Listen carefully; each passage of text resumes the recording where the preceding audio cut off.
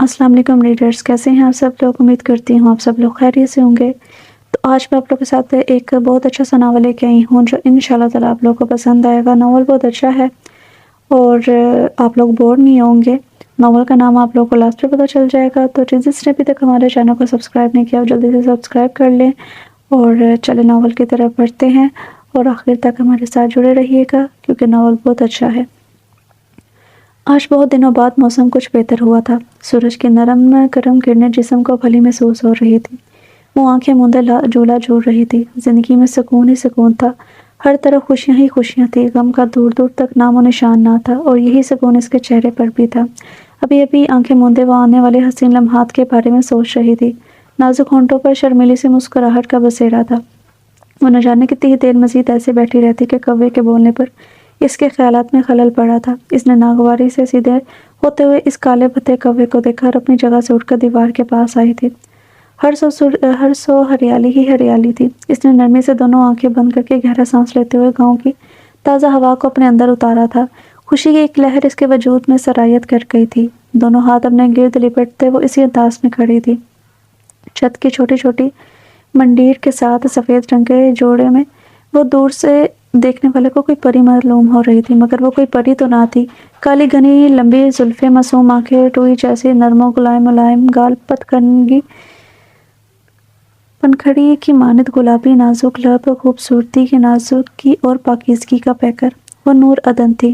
कितनी ही देर वो ऐसे खड़ी रही थी, मगर अब हवा में खनकी का तासुर बढ़ रहा था। सूरज साहब भी बादलों की ओर में छुप गए थे। नूरी को तो वैसे भी सर्दी कुछ ज़्यादा ही महसूस होती थी। वो धीरे धीरे कदम उठाती सीढ़ियों की जानिब बढ़ रही थी। सामने ही तख्त पर अम्मा मोहसिन की शादी के जोड़े फैलाए बैठी हुई थी।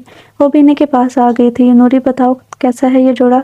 वो गहरे नीले रंग का बारीक करेब का खूबसूरत जोड़ा इसके सामने फैलाए हुए पूछने लगी थी। नूर ने दिलचस्पी और पसंदीदगी से जोड़े को देखा था। इसे वाकई ही वो नफीस सा सूट पसंद आया था जिसके गले पर गोल्डन कलर के नगीनों का काम किया हुआ था। ऐसे ही काम घेरे और दामन पर भी था। बहुत प्यारा है। इसने सूट के काम पर हाथ फेरते हुए खुले दिल से तारीफ की थी। चलो शुक्र है तुम्हें पसंद आ गया, एक मसला तो हल हो गया। अब बाकी के जोड़े भी निकाल लो और पैक कर लो। साइमा के घर की पहली शादी है, क्या कहेंगे बहन ने ही मेहमान की तरह आई है। हम कल ही रवाना हो जाएंगे, वो भी खुश हो जाएगी। दूसरा शादी वाले घर में 100 काम होते हैं, मिलकर निपटा लेंगे। शादी में दिन ही कितने रह गए हैं। जी ठीक है। वो उदासी से मुस्कुराई थी। क्या हुआ, तबीयत तो ठीक है ना तुम्हारी। अम्मा, इसके पुरनौर चेहरे पर बिखरी उदासी के रंग भाम गई थी। कुछ नहीं अम्मा, बस उदास हूँ थोड़ी सी। ये ढलकती शामें मुझ पर उदासियां बिखेर देती हैं। शामें तो होती ही उदास शाम में तो उदास हैं हवा करती हैं। ढलती शाम एक अजीब सा फसू होता है बेटा जो हमें अपनी तरफ राग़िब करता है। सियाने लोग कहते हैं कि ढलती शाम मुराशियत का इस्तारा है, मगर बेटा ये तो सिर्फ सहने वाला जानता है ना कि ये मुराशियत वसल है या फ़िराक। अपने घरों को लौटते परिंदों के लिए इलामत वसल तो डूबते सूरज के लिए पैगाम फ़िराक है। इसलिए हमें शाम का वक्त उदास और परेशान कर देता है। वो नरमी से इसके रेशमी बालों में उंगलियां चलाते हुए बोल रही थी और वो आंखें मूंदे इनकी बातें सुन रही थी। वो अभी मजीद भी बोलती, मगर मरकजी दरवाजे पर होने वाली दस्तक ने इनका ध्यान बटा दिया। अब उठो, नमाज पढ़ो, अपने रब की याद में सुकून है। मैं देखूं तो कौन आया है। वो इसे अंदर भेजती हुई दरवाजे की तरफ बढ़ गई थी। आज खिलाफ मामूल वो जल्दी उठ गया था, वरना सुबह खेजी इसके मामूलात में शामिल नहीं थी। अपने कमरे की बालकनी में खड़े होकर नीचे झांका। सामने ही बीबी जान से नजर आ गई थी। माँ पर नजर पड़ते ही लबों पर एक दिलअवेज मुस्कान आकर ठहरी थी। वो जो इसकी शख्सियत का खासा बिल्कुल भी नहीं थी। वो बहुत कम मुस्कुराता था, लेकिन कभी कभार इसके लबों का अहाता करने वाली मुस्कुराहट देखने वाले को अपने सहन में जगड़ने का हुनर रखती थी। अस्सलाम वालेकुम फ्रेश होकर सबसे पहले माँ के पास आया था और अब इनके पास ही तख्त पर बैठ गया था। नाजी से बात करते हुए उन्होंने पलट कर इसकी सिम देखा था। चेहरे पर हैरानगी थी। भूरे बाल, हल्की भूरी आंखें, नाबील होंठ, सुनहरी गंदमी धमकती हुई रंगत, चौड़ी छाती, खुदरी हथेलियां और धीमी गंभीर मुस्कुराहट से जलीब अरगमान बागीड़ी इसकी कुल कायनात थी। वालेकुम सलाम, आज जल्दी उठ गए। बस की पुश्त पर हाथ फेरते हुए बोली थी। जी बीबी जान, आज ज़रा ज़मीनों पर जाना है, काफ़ी दिन से चक्कर नहीं लगाया। ज़रा देखूं तो क्या मामलात हैं। वो इन्हें तफसील बता रहा था। चलो खैर से जाओ और पुत्र मज़ारों पर ज़्यादा सख्ती मत किया करो। छोटी छोटी गलतियां माफ़ करना सीखो। अब तुम बच्चे नहीं हो बीबी जान, आप तो जानती है ना, ज़रा सी ढील दो तो सर चढ़ने को तैयार हो जाते हैं। इन्हें इसी तरह काबू रखा जाता है। खैर आप इन बातों की फ़िक्र मत करें, میں اپنے طریقے سے سب سنبھال لوں گا، آپ بس اپنا خیال رکھا کریں۔ وہ بات ہی بدل گیا تھا، میں اس عمر میں کیا کروں، کیا خیال رکھوں، اب تو ایک ہی خواہش ہے، اس گھر میں بھی کچھ چھوٹے موٹے قدموں کی آوازیں سننے کو ملے، مجھے تو سناٹے کاٹنے کو دوڑتے ہیں۔ اس کے خوشگوار موڈ کو دیکھتے ہوئے آج پھر اس کی شادی کا ذکر نکال کر لے آئی تھی۔ بی بی جی، آپ سے کتنی دفعہ کہا ہے ابھی میری شادی کے بارے میں مت سوچیں، میں ایسے ہی خوش ہوں، جب مجھے لگے گا کہ مجھے شادی کر لینی چاہیے تب میں ایک منٹ بھی نہیں لگاؤں گا۔ ابھی تو میں چلتا ہوں، شام میں بات ہوگی، اللہ حافظ۔ وہ ہمیشہ کی طرح اپنی بات مکمل کر کے ان کی سنے بغیر ہی حویلی سے نکل گیا تھا۔ مرجان بیگم کی نظروں نے دور تک اپنے خوبصورت بیٹے کا تعاقب کیا تھا۔ شادی کے 8 سال بعد، ہزاروں منتوں مرادوں کے بعد ملنے والا ذلیب ارغمان نے ان کی زندگی میں اولاد کی کمی کو پورا کر دیا تھا۔ اسے حسن و وجاہت کے ساتھ جلال بھی اپنے پرکھوں سے وراثت میں ملا تھا۔ علاقے میں اس کا ایک رعب دبدبہ تھا۔ جب وہ سفید پگڑی پہنے جرگے کا فیصلہ کرتا تو سامعین کو سانپ سونگھ جاتا تھا۔ اپنے اصولوں سے ایک انچ بھی نہیں ہٹتا تھا۔ اسے کام چوروں سے سخت نفرت تھی۔ نرمی پر آتا تو سب کو نواز دیتا اور جلال میں آتا تو سب ہی اس کی لپٹ میں آ جاتے تھے۔ اس نے بہت کم عمری میں ہی اپنے گاؤں کو بہت بہتر طریقے سے سنبھال لیا تھا، مگر لڑکیوں کے معاملے میں اس کے اصول بہت سخت تھے۔ بی بی جان اس کی اسی عادت سے تنگ تھی، اس لیے تو وہ چاہتی تھی کہ وہ شادی کر لے، شاید اس کی بیوی سے سدھار سکے، مگر اسے تو صنف نازک سے حد درجہ بیزاری تھی۔ لڑکیوں کی طرف تو وہ آنکھ اٹھا کر بھی نہیں دیکھتا تھا۔ اکثر لڑکیاں اس کے عتاب کا شکار رہتی تھی۔ خاندان کی لڑکیاں تو اس کے سامنے ہی نہیں آتی تھیں، مگر محبت بھی تو انہی کا شکار کرتی ہے جو اس کے وجود سے منکر ہوتے ہیں۔ وہ نماز پڑھ کر نکلی تو مرتضیٰ اماں کے ساتھ بیٹھا باتوں میں مصروف تھا۔ دل زوروں سے دھڑکا تھا، کیا انہیں خالہ نے بھیجا ہے ہمیں لے جانے کے لیے؟ چلو اچھا ہی ہے۔ اگلے ہی پل اس نے خود کو نارمل کر لیا تھا، دوپٹہ شانوں پر برابر کرتے ہوئے قدم اس کی جانب بڑھا دیے تھے۔ السلام علیکم، دھیمی آواز پر اس نے سر اٹھا کے اسے دیکھا تھا۔ کیسی ہو؟ میں تو بالکل ٹھیک ہوں، آپ بتائیں، چائے لاؤں یا کھانے پینے کے لیے کچھ اور لاؤں؟ نہیں، کھانا تو خالو کے ساتھ ہی کھاؤں گا، ابھی تو تم صرف چائے ہی پلا دو۔ اس کی بات پر سر ہلاتے ہوئے کچن کی جانب بڑھ گئی تھی۔ وہ دونوں خالہ زاد تھے، ان کے درمیان کبھی اظہار نہیں ہوا تھا، مگر وہ دونوں بچپن سے ہی ایک دوسرے کی امانت سمجھتے تھے۔ وہ چھوٹی عمر سے ہی اس کے دل میں مرتضیٰ کی محبت بھم گئی تھی۔ انہیں چائے دے کر وہ واپس کمرے میں آ گئی تھی۔ ابھی سے ساری پیکنگ بھی کرنی تھی، کچھ دنوں بعد ہی تو مرتضیٰ کے بڑے بھائی محسن کی شادی کے لیے اسے رنگ پور جانا تھا۔ اپنے اور اماں کے سامان کو بیگ میں رکھ کر وہ لحاف میں گھس گئی تھی۔ سکون سے آنکھیں موند کر سر تکیے پر ٹکا دیا تو پھر اگلے کچھ ہی لمحوں میں وہ نیند کی وادیوں میں اتر گئی تھی۔ 5 گھنٹے کے تھکا دینے والے سفر کے بعد وہ لوگ دوپہر کے وقت رنگ پور پہنچے تھے۔ گھر میں ان کے آنے سے رونق ہوئی تھی، اگرچہ شادی والا گھر تھا، مگر ابھی کچھ دن باقی تھے تو مہمان خاص نہیں آئے تھے۔ گاؤں کے حساب سے بنا یہ گھر بہت بڑا نہیں، مگر کشادہ ضرور تھا۔ یار بہت اچھا کیا کچھ دن پہلے آ کر، میں تو بہت پریشان تھی، بالکل بھی مزہ نہیں آ رہا تھا۔ مومنہ اس کی نہ صرف اکلوتی خالہ زاد بہن تھی بلکہ ہم عمر ہونے کی وجہ سے بہت اچھی سہیلی بھی تھی۔ اچھا کیا خیال ہے، کل سے ڈھولک نہ رکھ لیں؟ کہیں سے بھی شادی والا گھر نہیں لگ رہا، تھوڑا رونق ملا ہو جائے گا۔ ارے واہ یار، چلو اٹھو پھر سب کو بول کر آتے ہیں، کل سے تو خوب مزہ آئے گا۔ مومنہ چپل میں پاؤں ڈالتے ہوئے اٹھ کھڑی ہوئی تھی تو نور نے بھی اس کی تلقین کی تھی۔ خالہ کے ساتھ تخت پر بیٹھی اماں کو بتا کر مومنہ کے ساتھ ہاتھوں میں گڑ اور شکر سے بھرے تھال کو تھامے مومنہ کی سب سہیلیوں اور رشتہ داروں کو بلانے کے لیے نکل گئی۔ گھر گھر جا کر سب کو گڑ کی ڈلی اور مٹھی شکر کے ساتھ ڈھولک کا صدا دیتے انہیں شام ہونے کو آئی تھی۔ چلو سب کو کہہ دیا ہے، اب بس رخسار کے گھر جانا ہے، جلدی جلدی چلو، گاؤں کے باہر جانا اور پھر اندھیرا ہونے سے واپس بھی آنا ہے۔ مومنہ اس کا ہاتھ پکڑ کر تیز تیز قدم اٹھاتے اسے سمجھا رہی تھی۔ کھیتوں کے بننے پر تیز چلتی ہوئی ایک دم نور کا پاؤں رپٹ گیا تھا۔ اف امی، درد کی شدت کی وجہ سے وہ کران پڑی تھی۔ مومنہ جو اس سے 2 قدم آگے تھی، اس کی چیخ پر پلٹی۔ اسے زمین پر بیٹھے دیکھ دونوں ہاتھوں سے اپنے پاؤں کو پکڑے ہوئے دیکھا تھا۔ کیا ہوا؟ وہ بھاگتے ہوئے اس تک پہنچی تھی۔ پاؤں رپٹ گیا ہے، اچھا میرا سہارا لے کر کھڑی ہونے کی کوشش کرو، وہ ہاتھ اس کے سامنے کرتے بولی تھی۔ نور نے اس کا ہاتھ ہم گھٹنے کی کوشش کی، مگر درد اتنا شدید تھا کہ وہ واپس بیٹھ گئی۔ ممی مجھ سے نہیں اٹھا جا رہا، تم ایسا کرو، جا کر جلدی سے رخسار کو یہ دے آؤ، تب تک میں درد میں کچھ کمی آ جائے، مگر تمہیں اس حال میں اکیلا چھوڑ کر جانا مجھے ٹھیک نہیں لگ رہا، میں تمہارے ساتھ ہی گھر واپس چلتی ہوں۔ مومنہ پریشان تھی اور پریشانی وجہ بھی تھی، شام ڈھل رہی تھی اور وہ دونوں اس وقت آموں کے گھنے باغ میں موجود تھی، جہاں بڑے بڑے درختوں کے سوا کسی ذی روح کا نام و نشان نہ تھا۔ فکر مت کرو، تم جلدی آ جاؤ، اب اتنی دور آ کر واپس جانا اچھا شگون نہیں ہے، تم جاؤ جلدی آ جانا۔ ٹھیک ہے، تم یہیں بیٹھی رہنا، میں ابھی 2 منٹ میں آتی ہوں، وہ کہتے ہوئے تیزی سے رخسار کے گھر کی طرف چل پڑی تھی۔ کون ہو تم؟ وہ گھٹنوں میں سر رکھے گھونسلوں کو لوٹتے پرندوں کی چہچہاہٹ کو سننے میں گم تھی کہ انجانی آواز پر ڈر کر سر اٹھایا تھا۔ نہ سمجھی سے مخالف کی جانب دیکھا تھا، جو سفید کاٹن کے سوٹ پر بادامی رنگ کی شال کندھوں پر ڈالے اپنے سوال کے جواب کا منتظر تھا۔ میں نے پوچھا، کون ہو تم اور اس وقت یہاں بیٹھی کیوں ہو؟ اس کے کچھ نہ بولنے پر نور اس اجنبی شخص کو اس وقت وہاں دیکھ کر گھبرا گئی تھی۔ وہ نامعلوم یہ اس شخص کا رعب تھا یا شخصیت کا اثر۔ وہ بنا کچھ بولے سمجھی جلدی سے اٹھ کھڑی ہوئی تھی، مگر شومی قسمت کے پاؤں کے درد کی وجہ سے اگلے ہی پل زمین بوس ہونے کو تھی۔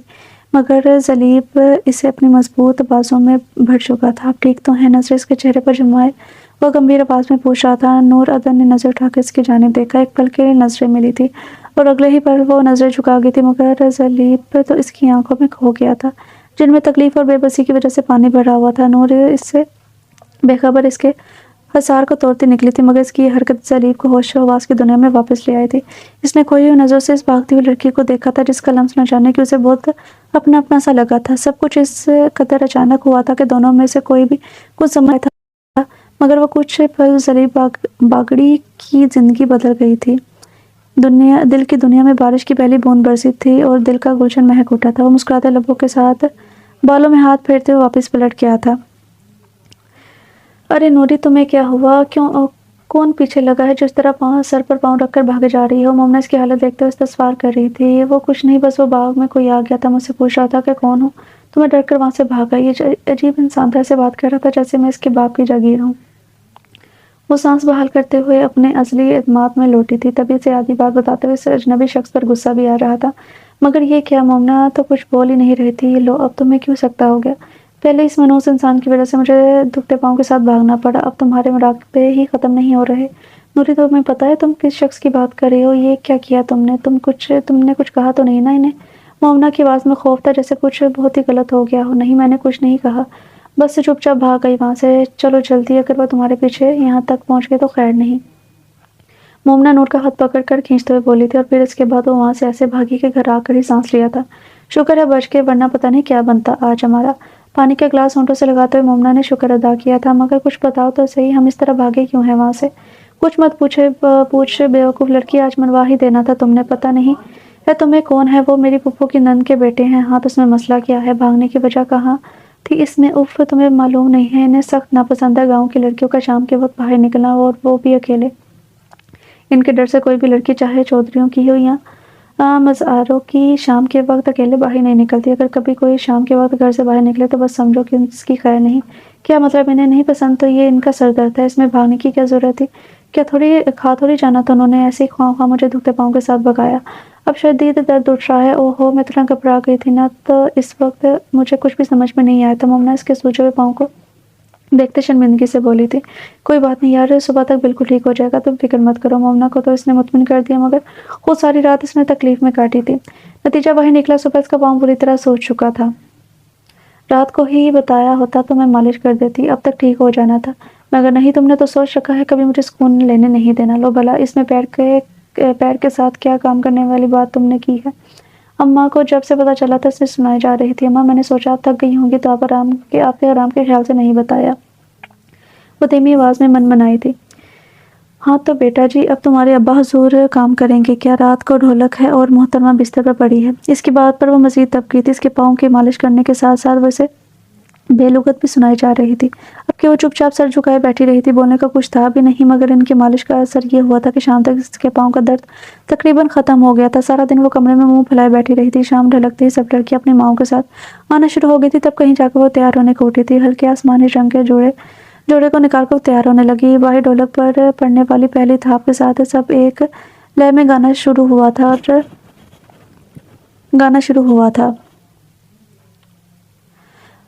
وہ تیار ہونے کے ساتھ ساتھ وہ ہولے ہولے باہر سے آتی آوازوں کے ساتھ گنگنا رہی تھی۔ جب مرتضیٰ کمرے میں داخل ہوا تھا، آئینے میں اپنے پیچھے مرتضیٰ کا عکس دیکھ کر وہ سٹپٹا گئی تھی۔ جلدی سے دوپٹہ ٹھیک کرتے ہوئے پلٹی۔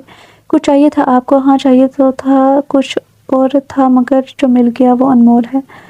مگر مجھے نہیں پتا آپ کیا بول رہے ہیں، مجھے راستہ دیجیے۔ وہ دروازے کی سمت بڑھی تھی، مگر مرتضیٰ اس کے راستے میں حائل بازو سے اسے باہر نکلنے سے روک دیا تھا۔ مرتضیٰ، مجھے راستہ دے، کوئی آ جائے گا۔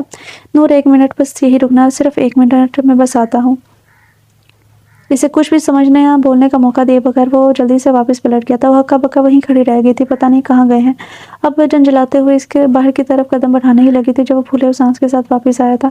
یہ لو میرے ہاتھ پر باندھو۔ کالے رنگ کی ڈوری کی مانند گندے ہوئے وہ 2 باریک دھاگے تھے۔ یہ کیا ہے؟ ہاتھ آگے کرو، یہ ہے کیا آخر؟ اف، کتنے سوال کرتی ہوئی دلاؤ اس سے پہلے کہ وہ کچھ بولتی وہ اس کی کلائی پکڑ کر دھاگا باندھ چکا تھا۔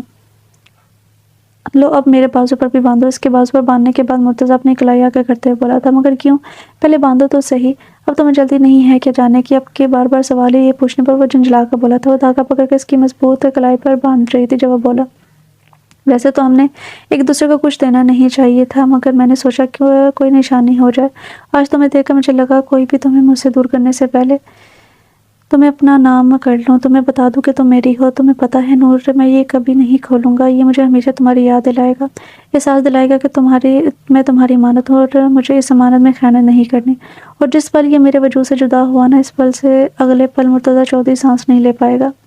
اس کی بات پر نور نے بے ساختہ دھاگے سے نظر ہٹا کے دیکھا تھا اور اس کے دیکھتے ہوئے اپنی بات مکمل کر کے نکل گیا تھا، مگر اس کے الفاظ میں جو موجود مفہوم نور عدن کو ساکت کر گیا تھا، نہیں ایسا نہیں کبھی ہوگا، وہ وقت کبھی نہیں آئے گا۔ کتنی دیر رونے کے بعد وہ گالوں پر بہتے آنسوں کو اپنی ہتھیلی کی پشت سے رگڑتے ہوئے خود سے بولی تھی۔ رونے کی وجہ سے آنکھیں سوج چکی تھی۔ شدید سردی میں ٹھنڈے پانی سے منہ دھونے کے بعد اس کی حالت کافی بہتر ہوئی تھی۔ دوبارہ میک اپ کر کے اس نے آئینے میں اپنا جائزہ لیا تھا۔ آنکھیں ابھی بھی سرخ تھیں اور سر جھٹکتے ہوئے باہر نکل گئی۔ ابھی اسے ان سب سوالوں کے جواب بھی دینے تھے۔ حد ہے کام چوری کی، تمہیں باہو کی حفاظت کی رکھا ہے یا سونے کے لیے؟ اس کی دھڑ پر سویا ہوا ملازم ہڑبڑا کر اٹھ بیٹھا تھا۔ وہ چودھری صاحب خاموش، ایک لفظ بھی مت نکالنا منہ سے ورنہ زبان کھینچ لوں گا۔ نوری بھاگ، وہ ابھی ملازم پہ برسنے ہی لگا تھا کہ نسوانی آواز پر چونکا اس نے سم دیکھا تھا۔ سامنے کا منظر اس کے لیے باعث حیرت تھا۔ لہراتا ہوا ریشمی آنچل تیزی سے املی کے پیڑ کے پیچھے ہوا تھا۔ ذلیل غصے سے بھاگ کر اس تک پہنچا تھا۔ ارادہ ان لڑکیوں کی اچھی خاصی خبر لینے کا تھا، مگر سامنے موجود لڑکی کو دیکھ کر اس کا سارا غصہ اڑن چو ہو گیا تھا۔ کہاں تھی تم اتنے دن سے؟ وہ سختی سے کندھے سے تھام کر اسے بولا تھا۔ نور نے ہڑبڑا کر آنکھیں کھولی تھی۔ اسے احساس تو تھا پکڑے جانے پر سخت سننی پڑے گی، مگر کوئی اسے ہاتھ لگائے گا یہ اس کے وہم و گمان میں بھی نہیں تھا۔ بولتی کیوں نہیں ہو؟ کہاں تھی تم؟ میں کب سے انتظار کر رہا تھا تمہارا۔ ذلیل کے لہجے میں بےتابی کے ساتھ غصہ بھی ساختہ تھا۔ نور کو لگ رہا تھا وہ کسی اندھے کی آگ میں جل رہی ہے۔ سامنے موجود شخص کی ایک بھی بات اس کی سمجھ میں نہیں آ رہی تھی، اوپر سے اس کا رویہ۔ چھوڑے مجھے، ہیں کون آپ؟ مانا کہ میری سہیلیاں مجھے چھوڑ کر بھاگ گئی ہیں، ہم سے غلطی ہوئی ہے، لیکن اس کا کہیں سے بھی مطلب نہیں ہے کہ آپ مجھے اس طرح سے پکڑے۔ وہ غصے سے اس کے ہاتھ کو جھٹکتے ہوئے بولی تھی۔ اس کے اس طرح ہاتھ جھٹکنے پر ذلیل کا غصہ اود آیا تھا۔ اس گاؤں کی تو نہیں ہو سکتی، ورنہ میرا ہاتھ جھٹکنے کی غلطی نہیں کرتی۔ ہاں اس گاؤں کی ہوں بھی نہیں، اگر ہوتی بھی نہ تب بھی کسی نامحرم کے چھونے پر ایسا ہی کرتی۔ بلکہ آپ تو شکر ادا کریں آپ کی اس حرکت پر میں نے آپ کو تھپڑ نہیں مار دیا۔ بس بہت برداشت کرے تمہاری بکواس، اب ایک لفظ بھی مزید برداشت نہیں کروں گا۔ وہ انگلی اٹھا کر درشنگی سے دھاڑا تھا۔ اس قدر تسلیل وہ بھی کسی لڑکی کے ہاتھوں کہاں برداشت ہو سکتی تھی اسے؟ حالانکہ اس کی بات کچھ غلط بھی تو نہیں تھی۔ میں نے کچھ غلط نہیں کہا جناب، آپ کی غلط حرکت کو غلط ہی بولا ہے، اور وہ لڑکیاں اور ہوتی ہوں گی جو آپ جیسے وڈیروں کے ہاتھوں سے لٹ کر بھی چپ رہتی ہیں۔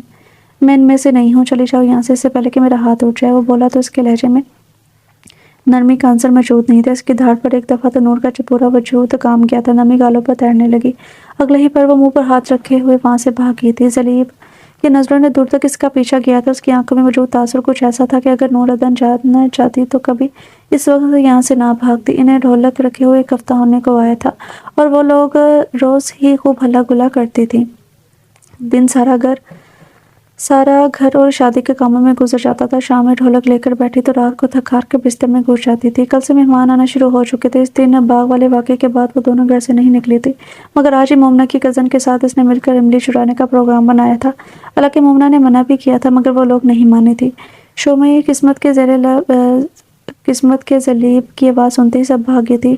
سومی آپا نے آواز تو اس سے بھی لگائی تھی اور بری قسمت کے نور وقت پر نہ بھاگ پائی۔ اس کا ٹکراؤ ذلیب سے ہو گیا تھا۔ اس وقت وہ وہاں سے بھاگ گئی تھی، مگر اب وہ لیٹتے ہی سارا واقعہ دوبارہ دماغ کے پردے پر تازہ ہوا تھا۔ اف نوری، اتنی ہمت کہاں سے آ گئی تجھ میں؟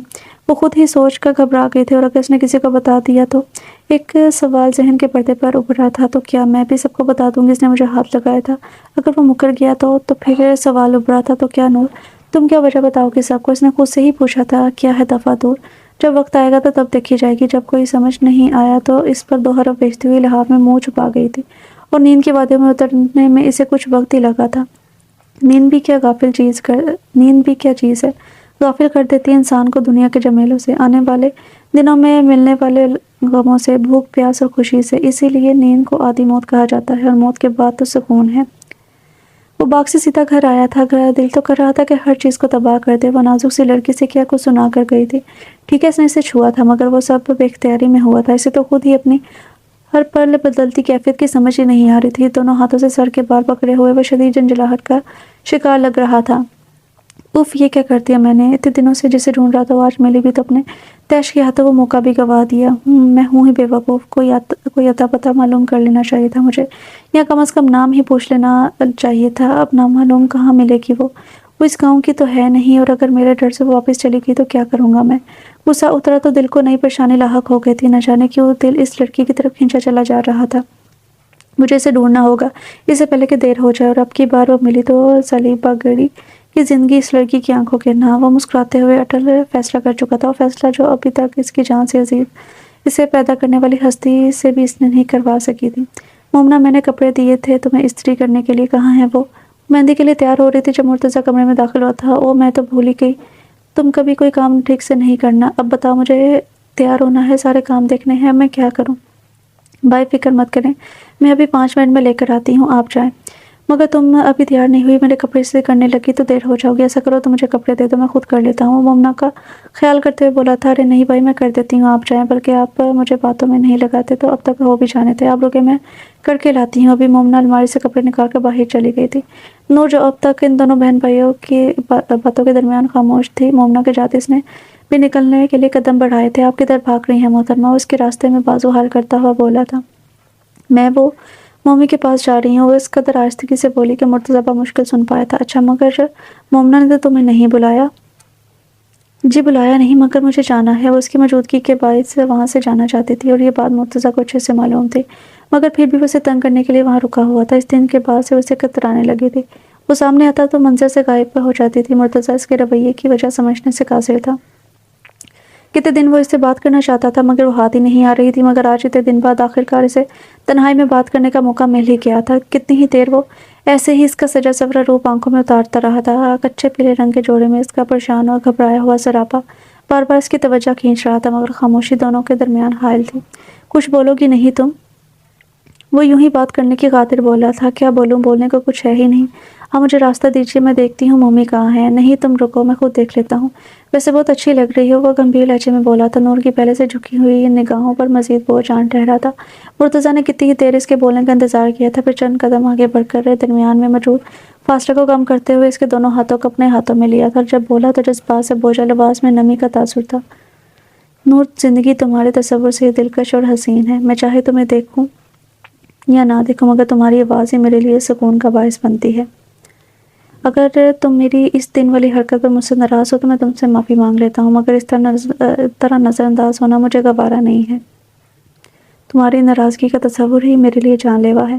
میں ناراض نہیں ہوں آپ سے مرتضیٰ، بس شادی کی تیاری میں مصروف تھی تو خود کا ہوش بھی نہیں تھا مجھے، اور آپ نے تو ایسا کچھ بھی نہیں کہا یا کیا آپ مجھ سے معافی مانگنی پڑے؟ ارے بھائی، آپ یہاں ابھی تک ہیں، میں آپ کو آپ کے کمرے میں ڈھونڈ رہی ہوں۔ وہ ابھی بول ہی رہی تھی کہ مومنہ کمرے میں آ گئی تھی۔ نور نے ایک دم ہڑبڑا کر مرتضیٰ کے ہاتھ سے اپنا ہاتھ کھینچا تھا۔ اس کی سرکب پر مرتضیٰ کے لبوں پر بے ساختہ مسکراہٹ بکھر گئی تھی۔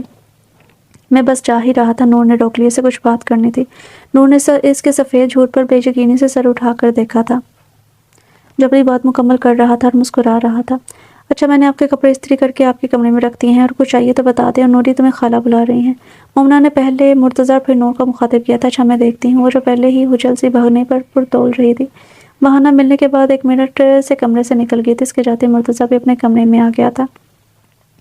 بات ادھوری رہ گئی تھی، مگر دل کو کچھ سکون ہوا تھا۔ وہ خفا نہیں ہے، ایک جاندار مسکان ابھی اس کے لبوں کا احاطہ کیے ہوئے تھی۔ وہ کپڑے لے کر واش روم میں گھس گیا تھا، اسے بھی جلدی جلدی تیار ہونا تھا۔ جی اماں، آپ نے بلایا؟ ہاں بیٹا، اپنی خالہ سے ملو، آپا پہچانا اسے، یہ نوری ہے۔ وہ باہر آئی تو اماں نے اسے اپنے ساتھ بیٹھی باوقار خاتون سے متعارف کروایا تھا۔ ماشاءاللہ ماشاءاللہ، کتنی بڑی ہو گئی ہے، اور اللہ نظر نہیں لگائے رش کے سونی ہے میری تھی۔ ادھر آؤ، میرے پاس بیٹھو۔ بی بی جان، آپ کو کتنا وقت لگے گا؟ وہ اسے اپنے ساتھ بیٹھائے باتیں کر رہی تھی جب زلیب وہاں آیا تھا۔ جانے پہچانی آواز پر نور نے سر اٹھا کر اسے دیکھا، اور تب ہی زلیب کی نظر بھی بی بی جان کے ساتھ بیٹھے وجود پر پڑی تھی۔ ایک پل کو تو اسے یقین ہی نہیں آیا تھا، آج ہی تو اس نے اپنے خاص ملازم کو اس کی تلاش پر لگایا تھا، مگر اسے چونکہ کوئی نام پتہ معلوم نہیں تھا تو وہ کوئی خاص امید نہیں تھی، اور اب وہ بالکل اس کے سامنے موجود تھی۔ ابھی تو آئی ہوں، کچھ پل اپنی دھی رانی سے باتیں تو کر لینے دو اماں، مجھے آپ سے بات کرنی ہے۔ وہ ان کی بات کو نظر انداز کرتے ہوئے بولا تھا۔ بی بی جان نے تعجب سے اپنے بیٹے کو دیکھا اور پھر کچھ بولے بنا وہ کھڑی ہوئی تھیں۔ بولا، وہ کون سی ضروری بات ہے جو اس وقت تم نے مجھے نہیں بتائی؟ تو دنیا کے تباہ ہونے کا اندیشہ ہے بی بی جان، میں شادی کرنا چاہتا ہوں اس لڑکی سے جو آپ کے پہلو میں موجود ہے۔ کیا آپ اس کے والدین سے اس کا ہاتھ میرے لیے مانگیں گی؟ وہ نظریں اس کے ہاتھوں پر جمائے ہوئے بولا تھا۔ مرجان بیگم نے پہلے تو ناسمجھی سے اس کی جانب دیکھا، پھر انہیں ساری بات سمجھ میں آ گئی تھی اور ایک پل لگا تھا ان کو۔ ماں صدقے جائے، میرے بیٹے کو بھی کوئی لڑکی پسند آئی ہے؟ تمہیں نہیں اندازہ مجھے یہ نام بھی اس طرح کا ہے، میں اندلی بھی پڑھ رہی ہوں۔ تمہیں نہیں اندازہ زلیب کہ آج تمہاری اس بات نے تمہاری بوڑھی ماں کو کس قدر خوشی دی ہے۔ مجھے بھی نوری بہت پیاری بچی لگی ہے، تم دونوں بہت خوش رہو گے۔ میں کرتی ہوں بات نجمہ سے، تم دیکھنا اب میں تمہاری شادی کس دھوم دھام سے کرتی ہوں۔ اچھا تم جاؤ گھر، میں نازو بچے کے ساتھ آ جاؤں گی۔ اماں سے جانے کا بول کر واپس اندر چلی گئی تھی، مگر زلیب کا دل اس گھر سے جانے کو بالکل بھی راضی نہ تھا۔ ایک عجیب سا سکون تھا، ایک احساس تھا، اس نے جس لڑکی کو سارے گاؤں میں تلاش کیا تھا اس کے ساتھ والے گھر میں ہی موجود تھی، اور وہ کتنا بے خبر تھا۔ ارے زلیب بھائی کچھ چاہیے آپ کو؟ اس کو راستے میں کھڑا دیکھ کر وہاں سے گزرتا مرتضیٰ پوچھے بغیر نہ رہ سکا۔ وہ پانی چاہیے تھا۔ اس کے سوال پر ایک لمحے کو گڑبڑا گیا تھا، مگر اگلے ہی پل وہ اپنے اصلی اعتماد میں لوٹ آیا تھا۔ اچھا آپ نور؟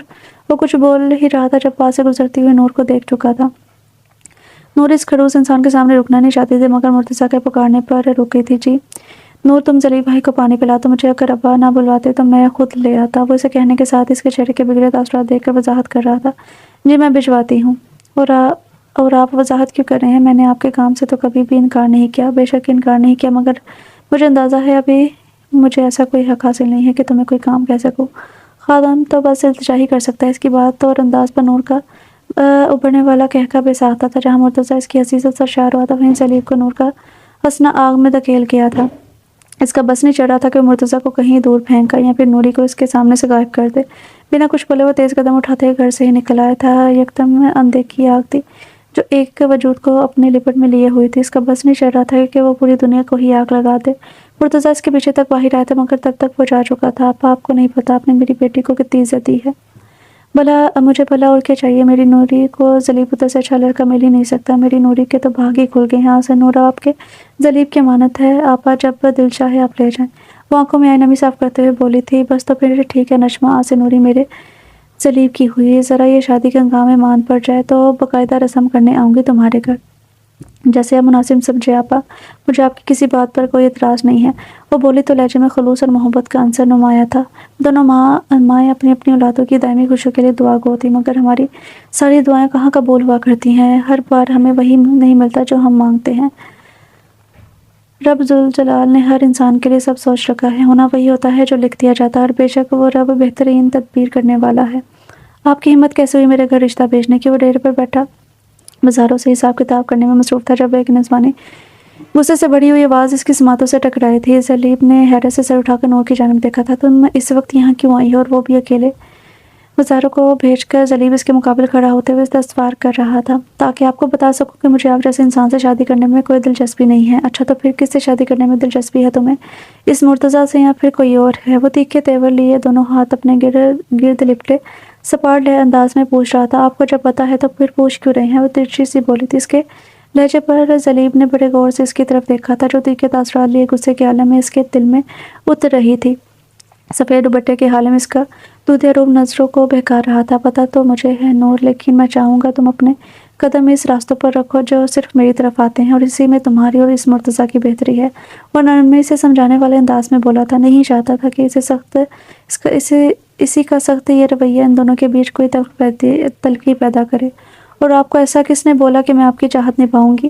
میں نہ تو آپ کی پابند ہوں، نہ ہی کبھی کوئی ایسا وقت مجھ پر آئے گا۔ میں صرف یہی بتانے آئی ہوں کہ آپ کو کہ جو آپ سوچ رہے ہیں ویسا کبھی نہیں ہوگا، اس لیے چپ چاپ اس رشتے سے انکار کر دیں۔ نور عدن اتنی عرضہ نہیں ہے کہ آپ جیسے عیاش انسان کے نام اپنی زندگی کرتے۔ تیز تیز بولنے سے اس کی سانس پھول گئی تھی۔ اسے تو جب سے اماں نے زلیب کے رشتے کے بارے میں بتایا تھا اسے پتنگے ہی لگ گئے تھے، تبھی وہ بنا کسی بات کی پرواہ کیے اس کے سامنے موجود تھی تاکہ اسے اس کے ارادوں سے باز رکھ سکے۔ چلو تو میں گھر چھوڑ دوں۔ اس کے اتنا بولنے پر بھی وہ اس قدر ٹھنڈے لہجے میں بول رہا تھا کہ ایک دفعہ تو نور کی آنکھوں میں حیرت کا تاثر ابھرا تھا، مگر اگلے ہی پل وہ پلٹی تیز تیز قدم اٹھاتے ہوئے وہاں سے نکل گئی۔ زلیب کی نظروں نے دور تک اس کا تعاقب کیا تھا۔ ایسا تو ممکن نہیں ہے کہ زلیب نے کسی چیز کی چاہ کی ہے اور وہ اسے چیز نہ ملے۔ نور ادن آنا تو آخر کا تمہیں میری زندگی میں ہی ہے، اپنی مرضی سے نہ صحیح میری مرضی سے صحیح، اور اس مرتضیٰ کو تو میں دیکھ لوں گا۔ وہ پرسکون انداز میں دل میں ہی نور سے مخاطب ہوا تھا۔ اسے فیصلہ کرنے میں کچھ پل لگے اور اب اس کے قدم گھر کی طرف سے اسے جلد اپنی سوچ کو عملی جامہ پہنانا تھا۔ مگر زلیب آخر اتنی جلدی کیا ہے؟ کچھ دن صبر کرو، ہم دھوم دھام سے سب کریں گے۔ بی بی جان آپ سے بات کو سمجھ نہیں رہی، مجھے ابھی اور اسی وقت نور ادن سے نکاح کرنا ہے، یہی تو پوچھ رہی ہوں کہ ہتھیلی پر سسو جمانے کی کیا ضرورت ہے؟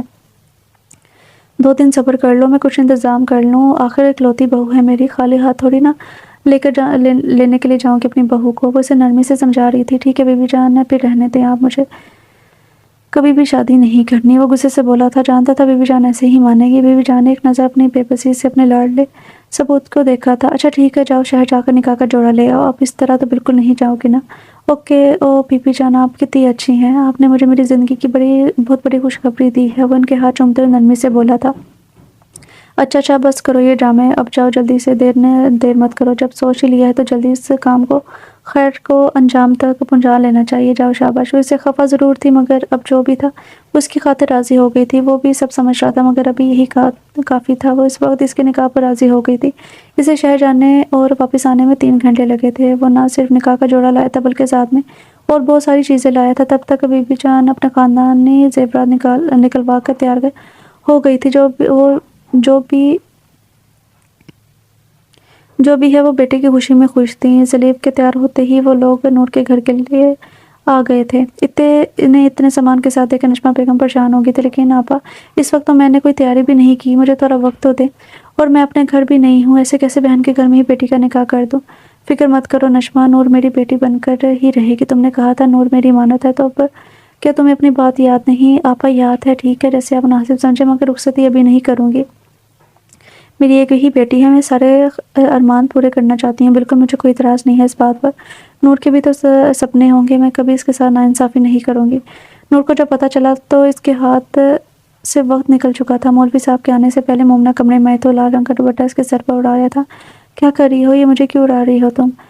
زلیب اور مرجان بیگم کے آنے پر اسے کسی انہونے کے ہونے کا احساس ضرور ہوا تھا۔ اس کی چھٹی حس نے خطرے کی گھنٹی بجائی تھی، مگر اب اس نے ہمت کر کے مومنہ سے پوچھ ہی لیا تھا، تمہارا زلیب کے ساتھ نکاح ہے نوری؟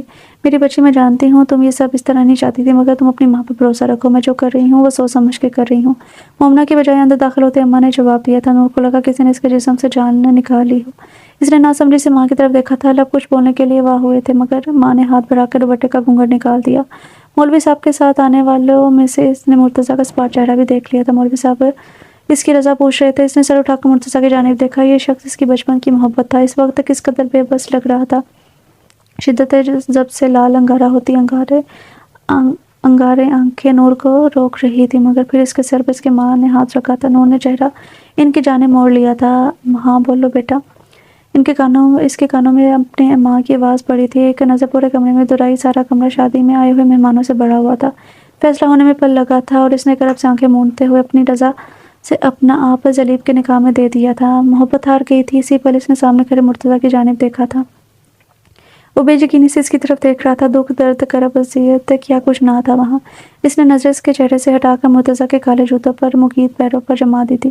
کسی اپنے کو پرایا ہوتا دیکھنا کتنا تکلیف دہ ہوتا ہے، جب اسے چھوڑنا بھی آپ کے بس میں نہیں ہو اور اسے پانا بھی ممکن نہ ہو۔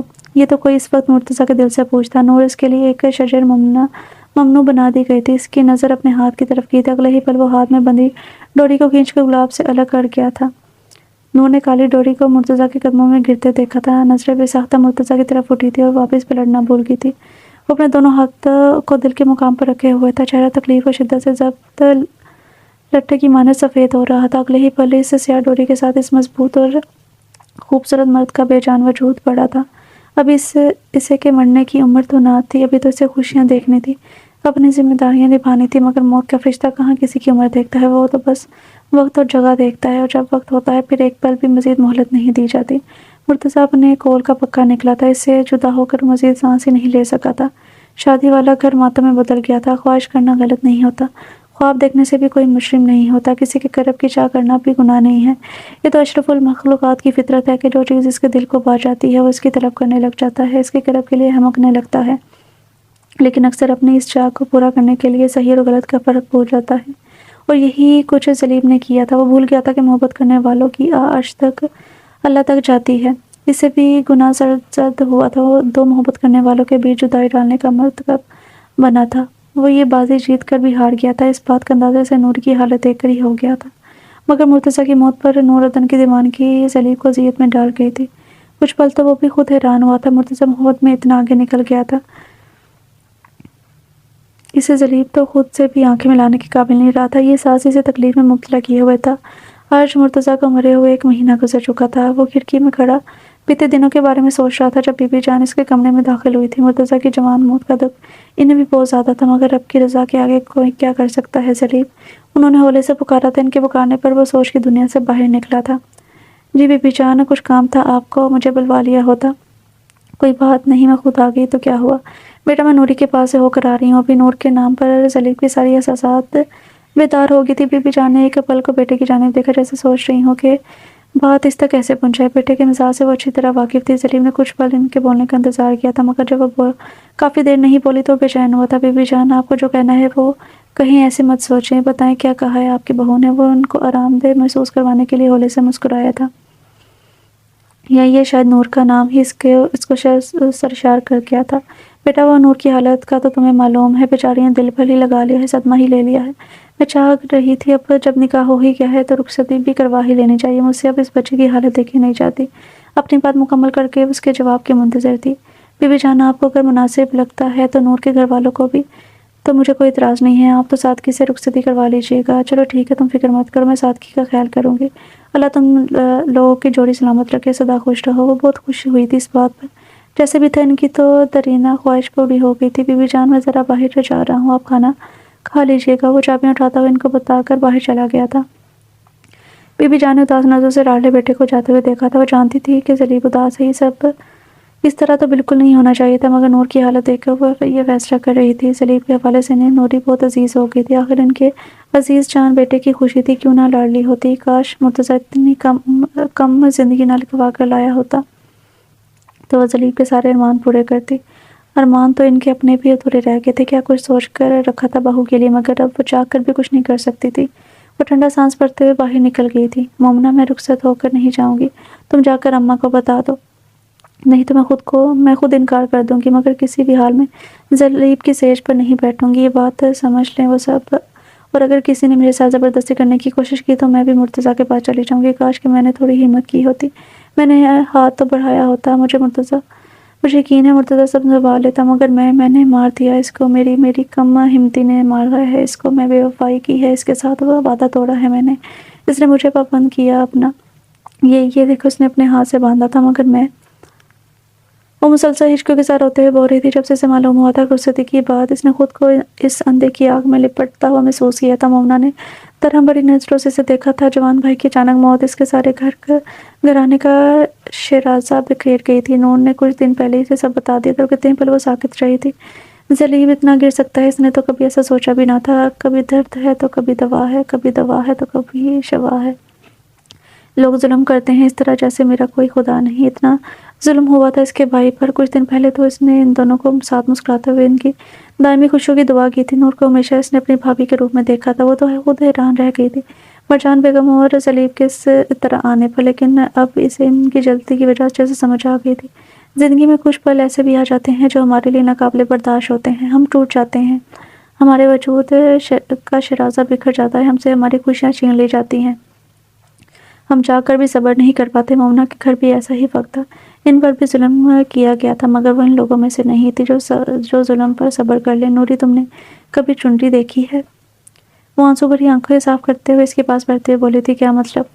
نوری نے سمجھی سے اس کی طرف دیکھا تھا۔ مومنہ کی بات اس کے سر کے اوپر سے گزر گئی تھی۔ مطلب کبھی چنڈی کے راستے میں انگلی رکھ کر کچھ دیکھا ہے کہ وہ کیا کرتی ہے؟ ہاں، وہ راستہ بدل لیتی ہے، مگر اس وقت کیا کیا ذکر چونٹی کا؟ نور ابھی بھی اس سے کچھ سمجھ نہیں پا رہی تھی۔ نور، میں نے چونٹی کے راستے میں انگلی رکھ کر سیکھا ہے کہ اگر کوئی آپ کے راستے میں رکاوٹ کھڑی کر دے تو اسے ہٹانے کی کوشش میں اپنی طاقت صرف نہیں کرنی چاہیے، بلکہ راستہ بدل کر ایک دفعہ پھر منزل کی جانب قدم بڑھانے چاہیے۔ اس لیے کبھی ایک راستہ بند ملے تو رکنا نہیں چاہیے۔ راستے بنانے والی ذات تو آسمان میں ہے، بسا اوقات وہ ہمیں مرحوم کر دیتا ہے تاکہ ہمیں نواز سکے۔ اس سے بہتر سے ہمارا معاملہ بھی اس رب کے سپرد ہے، لیکن تم ذلیل کے ساتھ رخصتی سے انکار کر کے حمایت نہیں کرو۔ تمہیں موقع ملا ہے ظالم انسان سے اس کی ناانصافی کا بدلہ لینے کا۔ اس نے تمہاری چاہت میں میری بھائی کی خوشیاں لوٹ لی ہیں، تم اس سے اس کی چاہت سے دور کر دو۔ کیا مطلب؟ میں کیسے؟ تم ایسے کہ بظاہر سب کے سامنے یہ کام شادی شدہ زندگی ہوگی، مگر ذلیل کے لیے یہ اس کے جرم کی سزا ہوگی۔ تم اس کی آنکھوں کے سامنے تو موجود ہوگی، مگر وہ تمہیں پانے کے لیے تڑپے گا۔ تب اسے احساس ہوگا محبت میں زبردستی نہیں ہوتی، اور میں ذلیل کو تڑپتے ہوئے دیکھنا چاہتی ہوں۔ وہ بولی تو آواز میں آنسو کی آمیزش گھلی ہوئی تھی۔ نور سب سمجھ گئی تھی، ان دونوں کا دکھ ایک جیسا تھا۔ وہ ایک دوسرے کے گلے لگی ایک ہی شخص کو یاد کر کے آنسو بہا رہی تھی۔ جب دل دکھتا ہے تو ہمیں صبر کا دامن تھامنے کا حکم ہے۔ ایک غلطی ذلیل سے سرزد ہوئی تھی اور رب ایک غلطی نور کرنے جا رہی تھی۔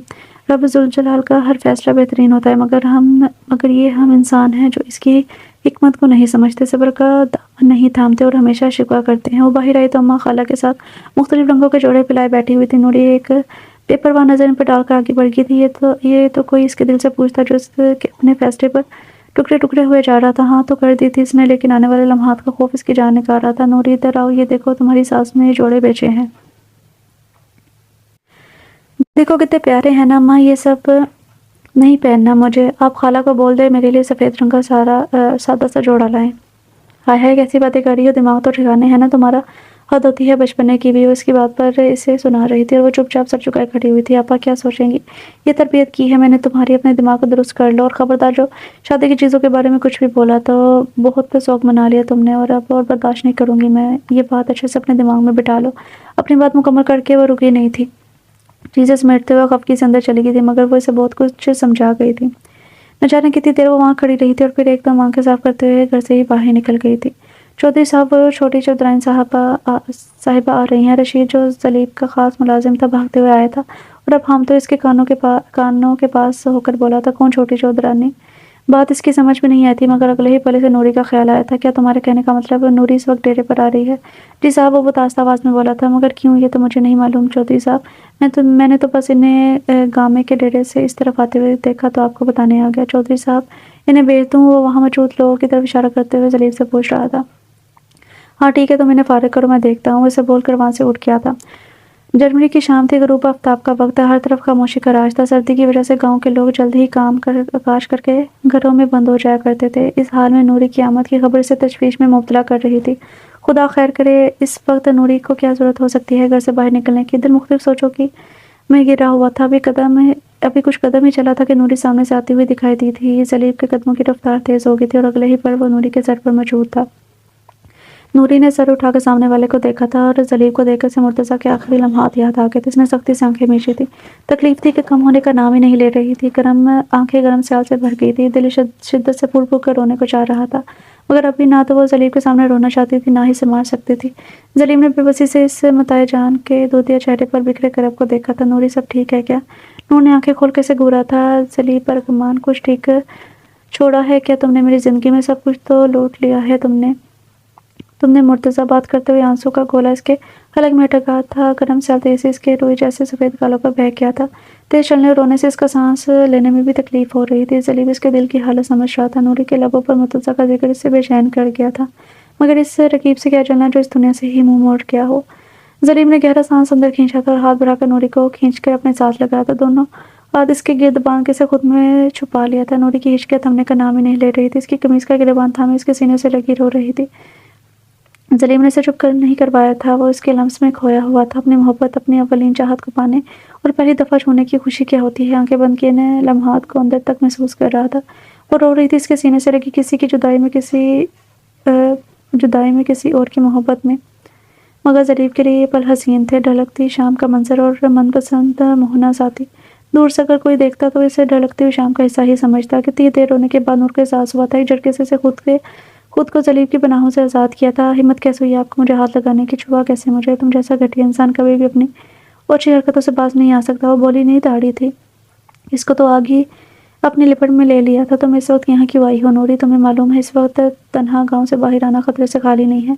दूर दूर तक सिर्फ खेत और जंगली हयात है। मुझसे कोई काम था तो घर बुलवा लेती या फिर कहीं बाहर ही सही, मगर मुझे मालूम तो होता मैं खुद तुम्हें लेने आ जाता। आइंदा चाहे कुछ भी हो जाए अकेले घर से मत निकलना। अब बताओ क्यों आई हो यहाँ, क्या बात करनी है? या फिर सिर्फ मेरी कमीज़ अपने आंसू से तर करने के लिए इतनी तकलीफ उठाई है? वो अपनी कमीज़, भीगी हुई कमीज़ की तरफ इशारा करते हुए बोला था। मुझे तुमसे मिलने का कोई शौक नहीं है जलीब, मैं सिर्फ तुमसे बात करने आई हूँ। तुम किन हवाओं में उड़ रहे हो? क्या समझते हो मैं सब कुछ भूल जाऊंगी? तो नूर, अंधेरा हो रहा है, चलो घर चलते हैं। रास्ते में जो बात करनी है करती जाओ, मैं सुन रहा हूँ। इसकी बात काटते हुए बोला था। इस वक्त नूरी का इसके डेरे के करीब मौजूद होना अच्छा नहीं था। वो लोगों को बात करने का मौका फराहम नहीं करना चाहता था। नूरी को भी इस वक्त एहसास हुआ था। गुस्से में वो घर से निकल तो आई थी मगर अब पछता रही थी, इसलिए चुपचाप इसके साथ चल पड़ी थी। बोलो क्या बोलना है? अंधेरे में रास्ता ढूंढते हुए इसके आगे चल रहा था। आपके घर से जो रुखसती के लिए लाल जोड़ा आया है, मैं वो नहीं पहनना चाहती। तो इसमें मसला क्या है? जो रंग पसंद हो वो बता दो, मैं इस रंग में ला दूंगा। या अगर तुम चाहो तो मेरे साथ शहर चल कर खुद ले सकती है, मुझे कोई इतराज़ नहीं है। अपनी तरफ से इसने मसले का हल पेश किया था मगर नूर को इसकी बात किसी चापा की तरह लगी थी, लेकिन वो इस वक्त इसके रहमो करम पर थी, इसलिए जल्दी से मतलब की बात पर आई थी। मुझे सफ़ेद रंग का सादा जोड़ा चाहिए, जो बिल्कुल सादा हो, जिस पर कोई काम काज ना हो। जलीम ने नासमझी से इसकी तरफ देखा था। लेकिन मुझे सफ़ेद रंग पसंद नहीं। देखो अगर तुम लाल रंग नहीं लेना चाहती तो कोई और गहरा रंग ले लो, मगर सफ़ेद रंग नहीं। जलीम, मैंने आपसे पूछा नहीं है, सिर्फ आपको बताया है कि मुझे इस तरह का जोड़ा चाहिए। अब की बार वो अपने तैश पर काबू नहीं रख पाई थी। मगर नूरी, सफ़ेद रंग तो कफन का होता है, मातम का होता है। शादी पर कौन सी दुल्हन सफ़ेद पहनती है? मैं तुम्हारे लिए अपनी पसंद से अच्छा सा गहरा रंग का जोड़ा लाऊंगा। वो उसे नरमी से समझा रहा था। तो तुम क्या समझते हो जरीब, तुम कोई दुल्हन ब्याह कर लेकर जा रहे हो? कुछ लोग इंसान की ज़िंदगी में सांस की मानत होते हैं, जिनके बिना इंसान जिंदा नहीं रह सकता। मुर्तज़ा का वजूद भी नूरदन की ज़िंदगी में सांस की मान्यता इंतहाई है। जैसे सांस रुक जाए तो ज़िंदगी रुक जाती है, इसी तरह मुर्तज़ा के जाने से नूरदन की ज़िंदगी भी ख़त्म हो गई है। वो सिर्फ सांस लेती मगर कुछ महसूस नहीं करती है। तुम नूरदन को नहीं, एक जिंदा लाश को लेकर जाने वाले हो। और इतना तो तुम्हें मालूम ही होगा ना कि लाशों को कफन में पहनाए लेकर जाया जाता है, सुहाग के जोड़े में नहीं। वो बोली तो लहजे में नमी और दुख के साथ मजबूती झलक रही थी। अपनी बात मुकम्मल करके वहाँ रुकी नहीं थी। तो कदम दूर अपने घर में दाखिल हो गई थी, जबकि जलीब कितनी देर साकित वजूद लिए खड़ा रहा था।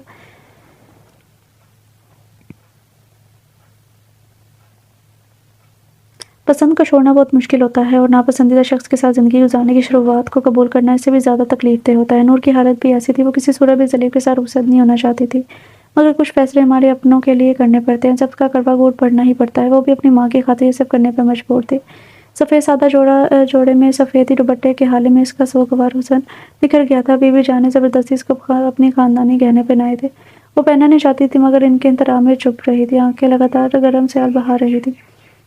सब्र करो नूर, वो रब सब देख रहा है। वो इसे सबके हाल का इल्म है, इस पर यकीन रखा। वो कुछ ना कुछ ऐसा ज़रूर करेगा जो तुम्हारे हक़ में बेहतर नहीं बेहतरीन होगा। मोमना पास बैठी से समझा रही थी और नूर इसकी बातों को ज़हनशीन कर रही थी।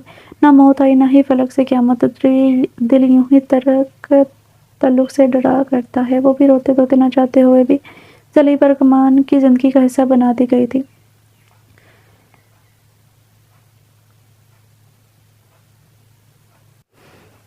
जलीब कमरे में दाखिल हुआ तो हर सू अंधेरा छाया हुआ था। इसने आगे बढ़कर लाइट ऑन की थी। सबसे पहले इसकी नज़र कदमों में पड़ी लाल रंग की चुनरी पर गई थी, जो अपने साथ बीते नाकदरा सलूक पर मातम कर रही थी। जलीब ने चुनरी उठाकर साइड पर रखी, नजरें इस परी पैकर की तलाश में पूरे कमरे में घूमी मगर ना मुराद लौटी थी। वॉशरूम से पानी गिरने की आवाज़ आ रही थी।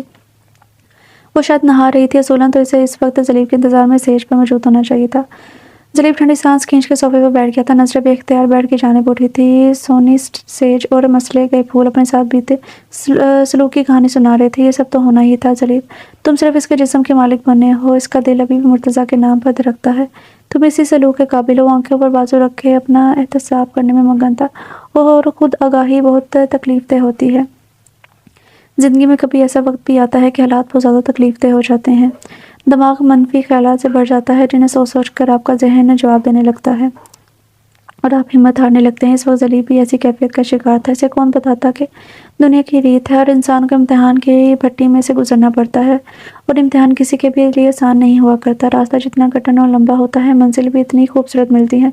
इसने भी अपनी ज़िंदगी के फैसलों को अपने रब पर छोड़ दिया था और पुरसुकून होकर आंखें मूंद ली थी। न जाने कब तक इसे इस तंग सोफे पर सोना था। رات کو جب وہ کمرے میں آئی تو سجایا کمرہ اس کا منہ چڑھا رہا تھا۔ پھولوں کی سیج دیکھ کر تو گویا اس کے اندر آگ ہی لگی تھی۔ سب سے پہلے اس نے اپنے کندھوں پر موجود اس لال چنری کو اتار کر پھینکا تھا۔ آئینے کے سامنے کھڑی ہو کر اپنے سجے سفید روپ کو دیکھا۔ آنکھوں میں بھرے پانی کو اپنے اندر اتارنے کے لیے آنکھیں زور سے میچ لی تھی، مگر اگلے ہی پل آنکھوں میں مرتضیٰ کا مسکراتا ہوا چہرہ نمایاں ہوا تھا۔ نوری کے لبوں نے دھیرے سے جنبش کی تھی۔ مرتضیٰ کا مرتجاتا ہوا چہرہ ایک دم تکلیف کا شکار ہوا۔ نوری نے جلدی سے آنکھیں کھول لی تھی اور سو کر رہا تھا۔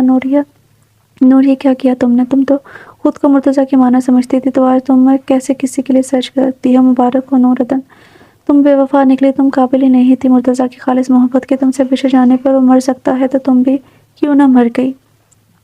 تمہیں بھی وہ مرنا چاہیے تھا۔ مرتضیٰ سے محبت کی لیکن نبھا نہ سکی۔ وہ خود عزیزی سے اپنے آپ کو آئینہ دکھا رہی تھی۔ ایک نظر پھر آئینے میں خود پر ڈالی اور ہاتھ بڑھا کر سارے گہون کو نوچ ڈالا تھا۔ ہاتھ میں موجود کانچ کی ٹوٹیاں اس قدر بے قدری پر اتارے جانے پر اس کی کلائیاں سرخ کر گئی تھی۔ خون کی ننھی بوندیں سفید کلائی کو بدنما کر گئی تھی، مگر دل کی تکلیف کے سامنے بدن کی تکلیف محسوس نہیں ہو رہی تھی۔ بالوں میں موجود ہیئر پنس کو اس نے بری طرح کھینچا تھا، سلیقے سے بنائے کہ سارے بال کا حشر نشر ہو گیا تھا۔ اتنا سب کرنے پر بھی اس کے دل کو سکون نہیں ملا تھا۔ آنسو لگاتار گالوں پر بہہ رہے تھے، آنکھیں سو چکی تھی، چہرہ تکلیف اور شدت کے باعث سرخ ہو رہا تھا۔ کمرے کے باہر قدموں کی آہٹ اٹھ رہی تھی۔ ایک پل کو تو نوری پریشان ہوئی تھی، مگر اگلے ہی پل وہ واش روم کا دروازہ کھول کر اندر گھس گئی تھی۔ آج کی رات کسی بھی طور پر وہ ذلیل کا سامنا نہیں کرنا چاہتی تھی۔ سارا دن کی بھوک پیاس اس کے اعصاب کو مفلوج کر رہی تھی۔ نہ جانے کتنی دیر وہ ٹھنڈے پانی کے نیچے کھڑی رہی تھی۔ کامتی ٹانگوں نے جب مزید بوجھ اٹھانے سے انکار کر دیا اور ٹھنڈے فرش پر بیٹھتی چلی گئی۔ گھٹنوں میں سر رکھ کر دونوں ہاتھوں کو ارد گرد لپٹ کر کتنی دیر اپنی قسمت پر ماتم کرتی رہی تھی۔ جب دل کا بوجھ کافی حد تک آنسو کے راستے باہر نکل آئے تو وہ بھی اپنے کامتے وجود کو لیے باہر نکل آئی۔ کمرے میں جلتی نائٹ بلب کی روشنی میں وہ بیڈ تک آئی تھی۔ لائٹ آن کی تو پہلی ہی نظر صوفے پر سکڑے سمٹے لیٹے ذلیل پر پڑی تھی۔ سچ شکر کہ جناب کو کچھ سمجھانا نہیں پڑا، خود ہی اپنی جگہ پہچانتے ہیں۔ ذلیل کی طرف سے نگاہ پھیرتے ہوئے وہ سوچنے لگی تھی۔ ٹھنڈ حد سے زیادہ بڑھ رہی تھی اور نوری کی تو عام حالات میں بھی ٹھنڈ سے جان جاتی تھی، آج تو پھر ٹھنڈے پانی کا اثر تھا۔ کمبل کو اچھی طرح اوڑھتے ہوئے آنکھیں موند گئی تھی۔ رات کے کسی پہر اس کی آنکھ کھلی تھی، کمرے کی لائٹ آن تھی، اسے کبھی بھی روشنی میں نیند نہیں آتی تھی۔ اب بھی اسے کی نیند لائٹ کی وجہ سے خراب ہوئی تھی۔ اسے اچھے سے یاد تھا سونے سے پہلے اس نے نائٹ بلب آن کیا تھا، مگر اب اگر لائٹ آن تھی تو اس کا مطلب تھا کہ اس کے سونے کے بعد نوری نے لائٹ جلائی تھی۔ نوری کا خیالات تھے، اس کے لب مسکرا اٹھے تھے، نظریں بے اختیار سامنے بیڈ کی جانب اٹھی تھیں۔ وہ دشمنیں جہاں اپنی تمام تر حشر سامانیاں لیے اس کے بیڈ پر موجود نیند کی وادیوں میں اتری ہوئی تھی۔ ذلیل بنا کوئی آہٹ پیدا کیے صوفے سے اٹھا تھا، دبے پاؤں اختیار سے چلتے ہوئے پہلے اس نے لائٹ آف کی کرتے ہوئے نائٹ بلب آن کیا تھا۔ نوری کے ساتھ لیٹ کیا تھا۔ ہلکے رنگ کے کاٹن کے سادہ جوڑے میں اس کا مخروطی حسن نمایاں تھا۔ لمبے کالے ریشمی بال کھلے ہونے کے باعث تکیے پر پھیلے ہوئے تھے۔ اسے نہیں معلوم تھا کہ نوری کے بال اتنے لمبے ہیں۔ آج سے پہلے اس نے اس کے بال دیکھے ہی کہاں تھے جو معلوم ہوتا۔ دل نے بے اختیار اس کے ریشمی بالوں کو چھونے کی چاہ کی۔ ذلیل نے ہاتھ بڑھا کر اس کے بالوں کو چھوا تھا۔ نوری کے بالوں میں نہانے کے باعث ابھی تک نمی تھی۔ اف پاگل لڑکی، نہ جانے رات میں نہانے کی کیا ضرورت تھی۔ کمرے میں اور ماحول میں خنکی کا نمایاں تاثر موجود تھا۔ ذلیل ایک ہاتھ سر کے نیچے رکھے فرصت سے اسے دیکھنے میں مگن تھا۔ نہ جانے کتنے ہی پل وہ اسے تکتا رہا تھا۔ اس کی محویت کو نوری کی کسمساہٹ نے توڑا تھا۔ نوری کو شاید سردی محسوس ہو رہی تھی، تبھی وہ کمبل کو مزید خود کے ارد گرد لپٹ رہی تھی۔ ذلیل نے مسکرا کے اس کی حرکت کو دیکھا۔ وہ بے خبری میں خود کو اس کے بہت قریب لے آئی تھی۔ ذلیل نے ہاتھ بڑھا کے اسے خود میں سمو لیا تھا۔ بے شک وہ بے خبری میں اس کی پناہوں میں آئی تھی، مگر ذلیل کے لیے یہی بہت تھا۔ اس کا دل اتنے میں ہی خوش تھا۔ پتہ نہیں نوری تم کبھی مجھے معاف کرو گی بھی یا نہیں۔ میں کیسے سمجھاؤں گا تمہیں کہ میں نے کبھی وہ سب نہیں چاہا تھا۔ ہاں، میرے دل نے تمہارے قرب کی خواہش کی تھی، مگر میں نے تو تمہیں حلال طریقے سے اپنانا چاہا تھا، اور جب تم نے مرتضیٰ سے محبت کا اعتراف کیا تو میں ڈر گیا تھا۔ میں تمہیں کھونا نہیں چاہتا تھا۔ میں جانتا ہوں میرا طریقہ غلط تھا، مگر خدا گواہ ہے میرا کسی کو تکلیف دینے کا کوئی ارادہ نہ تھا۔ وہ کتنی ہی دیر اسے ساتھ لگائے دل ہی دل میں باتیں کر رہا تھا۔ اس کے گرد کمبل مزید اپنے اچھے سے سیٹ کرتے وہ اپنے لب اس کے بالوں پر رکھ گیا تھا۔ وہ جانتا تھا وقت بدل جائے گا، اس کے لیے یہی ہے بہت ہے کہ نوری کے تمام حقوق اس کے نام ہیں۔ انہیں سوچوں میں گم و نیند کی وادی میں اتر گیا تھا اور پہلی بار اسے میٹھی گہری نیند آئی تھی۔ صبح نوری کی آنکھ کھلی تو اس نے خود کو ذلیل کی مضبوط باہوں میں پایا تھا۔ پہلے تو اسے کچھ پل سمجھ میں ہی نہیں آیا تھا، مگر جب اس کے منجمد حواس بحال ہوئے تو وہ زور سے ذلیل کے اپنے اوپر رکھے ہوئے بازو کو جھٹکا دیا تھا۔ خود اس تیزی کے ساتھ اسے الگ ہوتے ہوئے بیڈ سے اتر گئی تھی۔ بدن اس احساس سے ہی انگاروں پر لوٹنے لگا تھا کہ ذلات نے اسے چھوا ہے۔ ذلیب نے سچ ہوا ہے۔ اس کے جارحانہ انداز میں بازو جھڑکنے پر ذلیب کی آنکھیں کھل گئی تھی۔ تمہاری ہمت کیسے مجھے ہاتھ لگانے کی؟ کس نے حق دیا ہے تمہیں؟ میں نے کچھ نہیں کیا نوری، تمہیں سردی لگ رہی تھی تو خود میرے پاس آئی تھی، اور کون کافر ہوگا جو اپنی محبت کو خود سے دور دھکیلے گا؟ وہ سیدھا بیٹھ کر ہاتھ کی انگلی سے اپنے بال سیٹ کرتے بولا تھا، لہجے میں شرارت واضح جھلک رہی تھی، مگر نوری کو تو اس کی بات نے ہی آگ لگا دی تھی۔ اپنے حد میں رہیں ذلیب ارغمان، اور یہ جن خوش فہمیوں میں آپ شکار ہیں نا، اسے باہر نکلیں۔ نورعدن کا وجود اتنا ارزا بھی نہیں ہے کہ آپ جیسے انسان کی عیاشی کا سامان بنے۔ وہ بولی تو لہجے میں نفرت تھی۔ ذلیب کو اس کی بات کسی چابک کی طرح لگی تھی، مگر وہ برداشت کر گیا۔ وہ اپنی جگہ سے اٹھ کر نوری کے پاس آیا۔ اس کو پاس آتے دیکھ کر نوری نے ساڑ سے نکلنے کی کوشش کی تھی، مگر اس نے اس کا ہاتھ پکڑ کر کھینچتے ہوئے اسے اپنی طرف کیا تھا۔ نوری کا نازک وجود ذلیب سے ٹکرایا تھا۔ ذلیب نے اپنے دونوں بازو نوری کی کمر میں حائل کرتے ہوئے اسے خود سے قریب کیا، دھکتے ہوئے لب اس کے ٹھنڈے لبوں پر رکھ دیے تھے۔ نوری اس طرح کی صورتحال کے لیے ذہنی طور پر تیار نہیں تھی، اس لیے پر وقت مزاحمت نہیں کر پائی تھی، مگر جب حواس بحال ہوئے تو اس نے دونوں ہاتھ ذلیب کے سینے پر رکھتے ہوئے اسے دھکیلنے کی کوشش کی، مگر بے سود رہی۔ ذلیب کے مضبوط وجود کے سامنے نوری کا احتجاج بیکار تھا۔ جذبات کا ریلا تھما تو ذلیب نے اپنے آپ لب ہٹا لیے تھے۔ کیا بدتمیزی ہے یہ، چھوڑیں مجھے، ہمت کیسے ہوئی یہ سب کرنے کی؟ نوری کی آواز میں بے یقینی اور بے بسی تھی۔ ذلیب نے اس کے پن کھڑی جیسے گلابی ہونٹوں پر اپنی انگلی رکھی تھی۔ تھوڑی دیر پہلے بھی تم نے یہی پوچھا تھا، اور میں نے ابھی اسی بات کا جواب دیا ہے۔ اگر پھر پوچھنا چاہتی ہو تو تمہاری مرضی ہے، یہ میرا ہی فائدہ ہے اس میں۔ اس کی محبت کے مزاحے سے سرخ ہوتے ہونٹوں کو انگوٹھے سے مسلتے ہوئے بولا تھا، نوری آج جو تم نے مجھ سے سوال کیا ہے نا، اس کا جواب تھا۔ میں تم پر ہر حق رکھتا ہوں، تمہاری کوئی بھی بات میرے اتنے خوبصورت حق سے محروم نہیں کر سکتی۔ ہاں، مجھے معلوم ہے کہ تمہیں میرے وجود کو تسلیم کرنے میں وقت لگے گا، اور میں تمہیں وہ وقت دے رہا ہوں صرف اس لیے کہ تمہارے وجود کی نہیں، تمہاری چاہت کی طلب کی ہے، اور میں انتظار کروں گا اس وقت جب تمہارا دل میرے نام پر دھڑکے گا۔ اور ہاں، تم جو ابھی مجھے عیاش بولا ہے نا، تو نورعدن صاحبہ، ابھی آپ نے عیاش شوہر دیکھے نہیں ہیں، سو آئندہ مجھے کچھ بھی بولنے یا ہاتھ جھٹکنے سے پہلے سوچ لینا، ورنہ میرا رد عمل تو دیکھ ہی چکی ہو۔ چلو شاباش، اب زیادہ مت سوچو، جلدی سے تیار ہو جاؤ، پھر اکٹھے باہر چلیں گے۔ وہ اس کے ماتھے پر بوسہ دیتے ہوئے واش روم گھس گیا تھا، اور نوری کتنی دیر اپنی بے بسی پر آنسو بہاتی رہی تھی۔ یہ تو اس نے کبھی سوچا ہی نہیں تھا۔ اکثر ہمیں لگتا ہے کہ ہم جو کر رہے ہیں وہی صحیح ہے، جبکہ دوسرا جو کر رہا ہے وہ غلط ہے۔ نوری کی حالت بھی ایسی ہی تھی، اسے بھی صرف ذلیب کا ہی کیا ہوا غلط لگ رہا تھا، مگر اپنا نہیں۔ ذلیب ہر طرح سے نوری کا خیال رکھ رہا تھا، مگر نوری کے رویے میں کوئی تبدیلی نہیں آئی تھی۔ شادی کو 3 مہینے ہونے والے تھے، بظاہر سب کے لیے وہ ایک شادی شدہ خوشحال جوڑا تھا، مگر کمرے کے اندر دونوں ہی اجنبی بن جاتے تھے۔ ذلیب جتنا اس کے قریب آنے کی کوشش کرتا، نورعدن اتنا ہی اسے دور بھاگتی تھی۔ شاید وہ اس کے صبر کا امتحان لے رہی تھی۔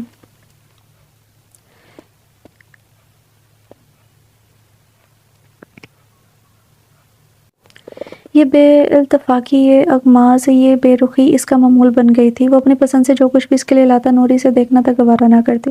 اس نے نوری کے لمبے بالوں کی تعریف کی تو اس نے کٹوا دیے۔ ذلیب کو دکھ ہوا تھا اس کے بعد، کبھی اس نے بھولے سے بھی اس کی تعریف نہیں کی تھی۔ اکثر دونوں میں کوئی بات چیت نہیں ہوتی تھی۔ اگر کبھی کوئی گفتگو کا موقع آ ہی جاتا تو ان کے درمیان موجود تلخی مزید بڑھ جاتی۔ ذلیب کے اعصاب اتنے کم وقت میں ہی جواب دینے لگے تھے۔ بات بات پر اسے یاد دلایا جاتا کہ اس نے مرتضیٰ کی محبت پر ڈاکہ ڈالا ہے۔ وہ تھکنے لگا تھا اس سب سے، مگر نوری پتھر کی بن گئی تھی۔ ذلیب اسے بہت کم گھر میں ٹکتا تھا، عموماً رات کو دیر سے ہی گھر آتا تھا۔ اس دن کے بعد اس نے نوری کے قریب آنے کی کوشش نہیں کی تھی۔ وہ اسے وقت دے رہا تھا، وہ ذہنی طور پر سب قبول کر لے، مگر اس کے دل میں جگہ بنانے کی ہر کوشش بے سود تھی۔ ابھی تک وہ تھی دامہ اور نامراد ہی رہا تھا۔ جانتا تھا محبتوں کے امتحان سخت ہوتے ہیں، مگر اس کی مراد کب پر آئے گی یہ کوئی نہیں جانتا تھا۔ ابھی وہ گھر آیا تو بدن تھکاوٹ سے چور تھا، زندگی سے تھکا رہی تھی۔ صبح ہی سے حرارت محسوس ہو رہی تھی، مگر اس نے پرواہ نہیں کی تھی۔ لاپرواہی کا نتیجہ اب بخار کی صورت میں سامنے آیا تھا۔ سر درد کی شدت سے پھٹ رہا تھا، سکون کی شدید طلب ہو رہی تھی، اس لیے آج وہ معمول سے کافی پہلے ہی گھر آ گیا تھا۔ سامنے وہ دشمن جہاں اپنے روبہ سراپے سے بے نیاز گھٹنوں کے بل لون میں بیٹھی کیاری میں کھدائی کر رہی تھی۔ وہ دکھتے سر کے باوجود اندر جانے کی بجائے اس کے پاس آیا تھا۔ آج نہ جانے کیوں بہت دنوں بعد اس کے دل نے بغاوت کی تھی۔ معصوم خواہش نے سر ابھارا تھا، مگر اپنے دل کی امنگوں پر نظریں چرا گیا تھا۔ کیا کر رہی ہے؟ اس نے نرمی سے پوچھا، مگر جواب نہ آیا۔ نوری، میں نے کچھ پوچھا ہے تم سے؟ کتنی دیر اس کے جواب کا انتظار کرنے کے بعد وہ جھنجھلاتے ہوئے بولا تھا، پودا لگا رہی ہوں، دیکھ بھی رہی ہیں اور پھر بھی پوچھ رہے ہیں۔ مصروف سے انداز میں بولی تھی، اچھا تو خفا کیوں ہو رہی ہو؟ خفا؟ شکر کرے لڑ نہیں رہی ہوں میں، ورنہ جو آپ کی غیر ذمہ دارانہ حرکتیں ہیں نا، میری جگہ کوئی اور ہوتی تو اب تک سر پھاڑ چکی ہوتی آپ کا۔ وہ کام کرتے مسلسل بول رہی تھی۔ ذلیب نے پہلی بار اسے اتنا بولتے ہوئے سنا تھا۔ اس کے خالص بیوی والے انداز پر ایک مدھم مسکراہٹ نے सलीब के लबों का अहाता किया था। इसे खुशी हुई थी। नूर नामहसूस अंदाज में बदल रही थी। क्या हरकतें हैं मेरी। नजरें इसके तेज से चलते हाथों पर जमी हुई थी और दिलचस्पी से पूछ रहा था, बात मत करे मुझसे। वो खफकी से बोली थी, मगर क्यों क्या किया है मैंने बीजान को पौधों का बोला था। अभी तक इन्हें आए पूरा हफ्ता होने को आया है। तो नोटिस में मेरी क्या कहाँ गलती है। वो अभी भी बात को समझ नहीं पाया था। गलती ये है कि बीबी जान ने आपको बोला था और आप जनाब शायद भूल गए हैं। वो नरोटेपन से बोली थी, हाथ अभी मिट्टी में थे। वो अब बात समझ में आई थी। सॉरी यार, मैं भूल गया था, मुझे अंदाजा नहीं था तुम्हें पौधे इतने अच्छे लगते हैं, वरना तुम कुछ मांगो और मैं ना तो ये हो ही नहीं सकता। वो मोहब्बत भरे लहजे में बोला था। हूँ नूरी बस इतना ही बोली। वो चाहता था नूरी मजीद बातें करे। इससे बात करना इसको सुनना अच्छा लग रहा था। कितनी अपनी अपनी सी लग रही थी इस वक्त। इससे खफा होती। नूरी तुम्हारे हाथ गंदे हो रहे हैं, छोड़ो ये सब। वो इसकी मिट्टी से हटे हाथों को देखते हुए बोला था, कोई गंदे नहीं हो रहे, इतना अच्छा लग रहा है। पता है मुझे बहुत अच्छा लगता है ठंडी मिट्टी को छूना, इसकी सोनी सोनी सी महक अपने अंदर उतारना। और आप तो बात ही मत करें। अच्छा यार, मेरी गलती है, मैं सुबह हिला दूंगा। अभी तो मान जाओ। मुस्कुराते हुए बोला था। नहीं ऐसे नहीं, पहले कान पकड़े। नूरी शरारत से बोली थी। आज बहुत दिनों बाद इसका मूड अच्छा था। या शायद वक्त गुजरने के साथ वो पहले वाली हंसती मुस्कुराती नूरी बन रही थी। सलीम ने हैरत से इसकी तरफ देखा। नूरी कोई और सजा दे दो यार। कान पकड़ना कुछ मस्कीनियत भरे लहजे में मनमनाया था। लब अभी भी मुस्कुरा रहे थे, तो बस बात नहीं करे। वो मुंह फुला गई थी। अच्छा खफा मत हो, ये देखो। वो जल्दी से कान पकड़ को हाथ लगाने लगा था। वो कहीं वो फिर से ही अपने फ़ोन में बंद ना हो जाए। देखो तो। इसके ना देखने पर वो दूसरी दफ़ा बोला था, मगर वो न जाने रुख मोड़ कर क्या कर रही थी नूरी। इसने हाथ बढ़ा के से छुआ, मगर अगले पर नूरी के मिट्टी से बड़ा हाथ इसके मुंह पर मल दिया। सलीब तो सांस ही नहीं ले पाया था। बेयकीनी से नूरी की तरफ देखा, जो अब मुंह पर हाथ रखे खिलखिला रही थी। इसके लबों पर हसीन सी मुस्कान लाने के लिए वो न जाने क्या कुछ करता था, और अब वो इतनी सी बात पर हंसी नहीं रोक पा रही थी। ये बहुत गलत किया तुमने, मेरा सारा मुंह गंदा कर दिया। अब अश्के दिखा। उसके कहने की देर थी, वो वहाँ से भाग गई थी। सलीब इसके पीछे ही भागा, मगर मोमना को देख कर रुक गया। नूरी की हंसी को भी ब्रेक लगी। वो शर्मिंदा से खड़ी थी। नूरी बहन पहली बार दफ़ा आई है, अंदर लेके जाओ इसे। वो नरमी से खुजल से खड़ी नूरी को देखकर बोला था। इसकी बात पर नूरी ने भी सर उठाया। हाँ मम्मी, अंदर चलें, मुझे तुमसे बहुत सारी बातें करनी है। नहीं मुझे जल्दी है। मैं तो समझी थी तुम अपनों के बगैर उदास होगी, परेशान होगी, मगर मुझे क्या पता था कि तुम नए रिश्ते में इस कदर खोई हो कि पिछले सारे रिश्ते बोल चुकी हो। मोमना ऐसी बात नहीं है, नूरी ने बोलना चाहा। नूरी मैं खुद सब देख चुकी हूँ। वो जो मेरी आंखों ने देखा वो गलत नहीं है, और मुझे सब कुछ समझने की ज़रूरत भी नहीं है। तुम बस खुश रहो, जिसके साथ मर्जी रहो। वो अपनी बात कहकर रुकी नहीं थी। सलीम ने बेबसी से पहले जाती मोमना को देखा और फिर साकित खड़ी नूरी को। नूरी सब ठीक हो जाएगा, वो इसे तसल्ली देना चाहता था, मगर इसकी बात सुनने से पहले वो अंदर भाग गई थी। सलीम इसके पीछे जाना चाहता था, मगर वो अंदर जाने के बजाय मोमना के पीछे भागा। वो अपने कमरे में आ गई थी। आज ही तो बीजान की बातों ने इस पर असर किया था। आज ही तो उसने सब भुलाकर रब की रज़ा में राज़ी होना चाहा था, मगर माजी के दर्द फिर से जाग उठे थे। मोमना की एक ही बात इसके दिल पर लगी थी। इससे लग रहा था जैसे वो आना दिखा कर गई है। मैं ऐसा कैसे कर सकती हूँ। मैं ठीक है। सलीम ने मुर्तज़ा को नहीं मारा, मगर वजह तो बना है ना। और मैं तो नफ़रत के काबिल हूँ। नूरी, ये सब क्या किया तुमने। कैसे तुम मुर्तज़ा की जगह किसी और को दे सकती हो। तुम कैसे इस शख्स के साथ बेवफाई कर सकती हो। मन भी सोचे इसके वजूद का हाथ है किए हुए थे। मुर्तज़ा की मोहब्बत इसके पैरों में बेड़ी की तरह पड़ी थी, जबकि सलीब का दीवानों जैसा इश्क से पिघलाता जा रहा था। और क्यों ना पिघलाता, आखिर को निकाह हुआ था इनका, और निकाह के बहुत मोहब्बत खुद ही पैदा कर देते हैं। वो भी मुब्तलाए इश्क हो गई थी और अब इसी पर नादिम थी। जब कुछ भी समझ नहीं आया तो अपनी जगह से उठी और साइड टेबल के दराज से सलीब के इस्तेमाल की गोलियां निकाली थी, जो वो अक्सर नींद न आने पर इस्तेमाल करता था। डब्बी को उलटते हाथ की हथेली पर उल्टा दिया था। तकरीबन 10 के करीब गोलियां मौजूद थी। गोलियों की तादाद ने से मायूस किया था। पास पड़े जग से गिलास में पानी अंडेला था और सारी की सारी गोलियां निकली थी। इसके पास कोई और रास्ता नहीं था हकीकत चुराने के अलावा। मोमना टोका, मेरी बात सुनो। इसकी आवाज़ पर मोमना ने पलट कर इसे देखा था, रुक गई थी। सलीब इसके करीब पहुंचा, इसका जायजा लिया था। सुर्ख आंखें और गीले गाल लिए वो लड़की बहुत दुखी मालूम हो रही थी। मैं लेने आया हूँ तुम्हें, मुझे तुमसे बात करनी है, घर चलो मेरे साथ। देखिए सलीब भाई, मैं अभी वहीं से आ रही हूँ। वहाँ किसी को मुझसे मिलने का शौक़ नहीं है। नूर बहुत खुश है आपके साथ, इतनी कि मेरे भाई की मोहब्बत तक कबूल गई है। खैर जो भी ऐसे खुश रखिएगा, इसका दुख मेरे भाई की रूह को दुखी करेगा। वो मुसलसल रोते हुए बोल रही थी। चलो। सलीम ने उसका हाथ पकड़ कर वापस घर की तरफ कदम बढ़ा दिए थे, मगर भाई इसने बोलना चाहा, चुपचाप चलो, यहाँ बैठो। उसे सोफे पर बैठाते हुए खुद भी इसके मुकाबले रखे सोफे पर बैठते हुए बोला था। अब बताओ मसला क्या है। वो नरम लहजे में पूछ रहा था। कोई मसला नहीं है, वो सुर्ख आंखों से बहते आंसू के साथ बोल रही थी।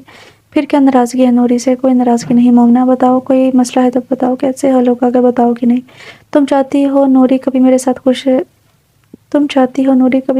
खुश रहे, तो फिर ये یہ سب کیا تھا جو آج تم نے بولا تھا. وہ تمہاری بہن ہے, تم اسے دکھ بھی نہیں دینا چاہتی, پھر بھی اپنے لفظوں کی سختی سے اس کا دل دکھا گئی ہو. میں یہ بھی مانتا ہوں اپنی مرضی کے خلاف میری زندگی میں شامل کی گئی ہے اور ابھی تک وہ مجھے قبول نہیں کر پائی. اور آج اگر تم نے اس کی آنکھوں میں جھانک کر دیکھا ہوتا نا تو تمہیں ضرور وہ دکھ ضرور نظر آتا جو وہ سہ رہی ہے. دوہری شخصیت بن کر رہ رہی ہے. ہمارے لبوں پر بکھری دلکش مسکان میں ہمیشہ ہماری خوشی کے جذبات پوشیدہ نہیں ہوتے, بلکہ کچھ کہہ کر اپنے اندر موجود غم کا شور اور سونی آنکھوں میں ابری نمی کو چھپانے کے لیے لگانے پڑتے ہیں. ہم اکثر گھلنے لگتے ہیں اپنے اندر کا درد چھپاتے چھپاتے, اور لوگ سمجھتے ہیں ہم درد سے آشنا نہیں ہیں. تم بھی اس کے لبوں کی ہنسی دیکھی ہے, اس کی سونی آنکھوں کی نمی نہیں دیکھی, اس پہ نہیں جھانکا. مرتضیٰ اس سے محبت کرتا تھا مگر اس کی زندگی بھی اتنی ہی تھی. اس کی موت کے پیچھے میرا یا نور کا کوئی ہاتھ نہیں ہے. وہ اتنی زندگی لکھوا کر آیا تھا. اگر مان بھی لو کہ میری یا نور کی وجہ سے اس کی جان گئی تو اب کیا کیا جائے؟ کیا تمہارے پاس کوئی بہترین حل موجود ہے؟ اس کی تمام باتیں مومنہ کے دل میں اتر رہی تھی. کتنی صفائی سے اسے آئینہ دکھا رہا تھا. تم چاہتی ہو وہ مرتضیٰ کی یاد کو دل سے لگا کر رکھے, اسے کبھی نہ بھولے. یہاں تک تو ٹھیک ہے, مجھے کوئی اعتراض نہیں ہے, مگر تم اسے مزید دکھی کر رہی ہو, تنہا کر رہی ہو. تم چاہتی ہو مرنے والی کے ساتھ مر جائے. اسی طرح تو زندگی نہیں گزرتی نا. اگر زندگی کی طرف لوٹ رہی ہے تو اس کی مدد کرو, نہ کہ اسے مزید پریشان کرو. چلو شاباش, اب جا کے سے معافی مانگ لو, اس کو سمجھا کے کچھ یہ تمہارے اس معصوم سے بھائی پر بھی کچھ رحم کرے. اب مجھے ٹھیک ہے, میں اسے سمجھاؤں گی, آپ فکر مت کرے. وہ خوش دلی سے مسکرائی تھی, آنکھوں سے نفرت کی پٹی ہٹ گئی تھی تو سب کچھ نکلا نکلا لگنے لگا تھا. وہ بھی آنسو صاف کرتے ہوئے نوری کے کمرے کی جانب بڑھ گئی تھی, مگر کمرے میں پہلا قدم رکھتے زمین پیروں تلے سے نکل گئی تھی. اس کی پہلی آواز پر سلیب بھاگتے ہوئے آیا تھا. نوری کی حالت سے اس کے ہاتھ پاؤں پھول گئے تھے. وہ اسے اسپتال لائے تھے, ڈاکٹر نے معدہ واش کر دیا تھا, مگر وہ ہوش میں نہیں آ رہی تھی. ڈاکٹر سب بھی کچھ کہہ نہیں سکتے تھے. مومنہ کا مسلسل رو رو کے برا حال تھا. سلیب کی تو سمجھ میں نہیں آ رہا تھا کہ آج ہی تو اسے لگا تھا کہ سب ٹھیک ہو جائے گا, مگر پھر یہ سب جب کچھ بھی سمجھ میں نہیں آیا تو نوری کے پاس آ گیا تھا. نوری آنکھیں کھولو, کیوں کیا تم نے ایسا؟ نوری ایک دفعہ میری طرف دیکھ لو, دیکھو میں کیسے تڑپ رہا ہوں. تم سے بچھڑنے کا خوف ہی مجھے مار ڈالے گا. مجھے میری غلطی کی اتنی بڑی سزا مت دو, میں نہیں برداشت کر پاؤں گا تمہارا ہجر. تم جو کہو گی میں مانوں گا, بس ایک بار آنکھیں کھول لو. وہ تڑپ رہا تھا. نوری کے وجود پر اس کی آہو فریاد کا کوئی اثر نہیں ہوا تھا. ہوتا بھی کیسے, اب تک بہت دیر ہو چکی تھی اور سلیب کے پاس پچھتاوے کے سوا کچھ نہ بچا تھا, اور خالی ہاتھ و خالی دامن رہ گیا تھا. بھائی فکر مت کریں, نوری کو کچھ نہیں ہوگا, خود کو سنبھالے. آپ ایسا کریں گے تو نوری کو کون سنبھالے گا؟ مومنہ اس کے چانے پر ہاتھ رکھتے ہوئے سمجھا رہی تھی. 3 گھنٹے بعد اسے ہوش آیا تھا. سب موجود تھے مگر سلیب نہیں تھا. کسی نے بھی اس سے کچھ نہیں پوچھا تھا. مومنہ نے نہ صرف اپنے رویے کی معافی مانگی بلکہ اسے سمجھایا بھی تھا. اس کی باتوں نے نوری کو مزید شرمندہ کیا تھا. اسے اسپتال آئے دوسرا دن تھا. رات کے کسی پہر اس کی آنکھ کھلی تھی. گلا پیاس کی شدت سے سوکھ رہا تھا. اس نے اٹھنا چاہا مگر اس کی حرکت سے اس کی ٹانگوں پر سر رکھ کر سوئے ہوئے سلیب کی آنکھیں کھل گئی تھی. وہ نہ جانے کب کرسی پر بیٹھے بیٹھے اس کی ٹانگوں پر سر رکھے سو گیا تھا. کچھ چاہیے نوری؟ جی وہ پانی. سلیب نے پاس پڑے جگ میں سے پانی نکال کے اس کے لبوں سے لگایا تھا. بس اس نے 2 سپ لے کر ہی چھوڑ دیا. کیسی ہو اب؟ وہ پوچھ رہا تھا. ٹھیک ہوں, وہ آہستہ سے بولی تھی. دونوں کے درمیان خاموشی کتنی دیر ہی قائل رہی تھی. آپ خفا ہیں مجھ سے؟ آخر نوری نے خاموشی کی دیوار گرائی تھی. کیا نہیں ہونا چاہیے؟ وہ لیے انداز میں بولا تھا. میں بہت پریشان تھی, مجھے کچھ بھی سمجھ نہیں آیا. میں نے کچھ نہیں پوچھا نورالدین. وہ اسی انداز میں بولا تھا. سلیب آئی ایم سوری. سلیب نے اس کے بلانے پر اس کی طرف دیکھا تھا. آج پہلی بار اس نے اس کے نام سے پکارا تھا.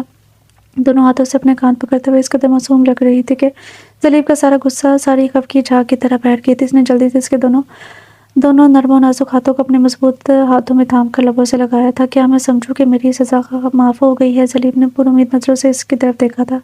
بالکل, بلکہ آپ کو تو مجھے سزا دینی چاہیے. میں نے بہت دل دکھایا ہے آپ کا. وہ شرمندگی سے بولی تھی. کوئی بات نہیں نوری, یہ دل بھی تمہارا ہے اور میں بھی تمہارا. پورا حق ہے, جو مرضی کرو اس کے ساتھ. بس آج کے بعد خود کو تکلیف نہیں دینا. میری غلطی کی سزا مجھے دینا, خود کو نہیں. سلیب کیا ہم پچھلی باتوں کو آج ابھی یہاں چھوڑ کر آگے نہیں بڑھ سکتے؟ پرانے ذکر مجھے تکلیف دیتے ہیں. وہ اس کی بات کاٹتے ہوئے بولی تھی. ٹھیک ہے, جیسے تم چاہو. تمہاری خوشی میں میری خوشی ہے. اب سے ہم نئی زندگی کی شروعات کریں گے, سب بھول کر. اور میرا وعدہ ہے میری طرف سے تمہیں کوئی شکوہ شکایت نہیں ہوگی. وہ اسے یقین دلا رہا تھا. نوری کے دل میں اس کی سچائی کی گواہی دے رہی تھی. اگر رب ذوالجلال کن کہہ دے تو ادھورے اور نامکمل کسی بھی مکمل ہو جاتے ہیں. ان کی کہانی بھی مکمل ہو گئی تھی. بے شک وہ رب ہی ہے جو غم کے بعد خوشی دیتا ہے, اور وہ دونوں ہی اس بات کے گواہ تھے. دکھ دیکھے تھے تو خوشیاں بھی ان کی منتظر تھیں. ختم شد. سو ڈیئر ریڈر سے تھا ناول ناول کا نام ہے دلاب اور اس کی رائٹر ہے مہا سیف اور ناول تو اچھا تھا، مجھے ناول اچھا لگا۔ دوسری بات کہ مجھے مرتضیٰ کا جو ہے وہ بہت دکھ ہوا، مطلب وہ بہت زیادہ اس سے محبت کرتا تھا اور ایسے لوگ کو میرا نہیں خیال کہ آج کل کی دنیا میں پائے بھی جاتے ہیں۔ جیسا اس نے کہا تھا ویسا ہی ہوا کہ جب وہ کسی اور کے نام میں لکھتی گئی تو اگلا اس نے سانس بھی نہیں لیا۔ مجھے اس کا بہت دکھ ہوا اور یقین جانے مجھے ایسا لگا تھا کہ اس ناول کی ہیپی اینڈنگ نہیں ہے، مطلب میں نے تھوڑا سا لاسٹ میں پڑھا تھا اور مجھے یہی لگا کہ وہ مر جاتی ہے، لیکن پھر مجھے ناول اچھا لگ رہا تھا۔ پھر میں نے کہا کوئی بات نہیں، اگر سیڈ اینڈنگ ہے بھی تو کوئی بات نہیں، میں پڑھ لوں گی کیونکہ ناول اچھا ہے۔ تو اس لیے اچھے ناول سے نہ تو خود کو محروم رکھنا چاہیے نہ دوسروں کو رکھنا چاہیے۔ تو ناول اچھا تھا اس لیے میں نے کر دیا، لیکن مجھے پڑھ کے اچھا لگا کہ لاسٹ جو تھا وہ ہیپی اینڈنگ تھی۔ دوسری بات بس مرتضیٰ کا مجھے بہت زیادہ دکھ ہوا، اور یہ بھی ہے کہ جو قسمت میں لکھا ہوتا ہے وہی ہوتا ہے، اور ہمارے لیے جو بہتر ہوتا ہے ہمیں وہی ملتا ہے۔ کچھ چیزیں زندگی میں آتی ہیں، کچھ ایسے لوگ آتے ہیں جو ہمارے لیے بہتر نہیں ہوتے تو ہم سے دور چلے جاتے ہیں، اور اللہ تعالیٰ نے ہمارے لیے بہتر سوچا ہوتا ہے۔ تو ناول اچھا تھا، امید کرتی ہوں کہ آپ سب کو بھی پسند آیا ہوگا۔ اگر آپ لوگوں کو پسند آیا ہے تو آپ لوگوں نے اچھا سا رسپانس دینا ہے۔ انشاءاللہ تعالیٰ میں کل آپ لوگوں کے لیے مزید اچھا سا ناول لے کے آؤں گی، اور تب تک کے لیے آپ اس ناول کو انجوائے کریں۔ جس نے ابھی تک ہمارے چینل کو سبسکرائب نہیں کیا جلدی سے سبسکرائب کریں۔ ملتے ہیں کل نیو ناول کے ساتھ۔ اللہ حافظ۔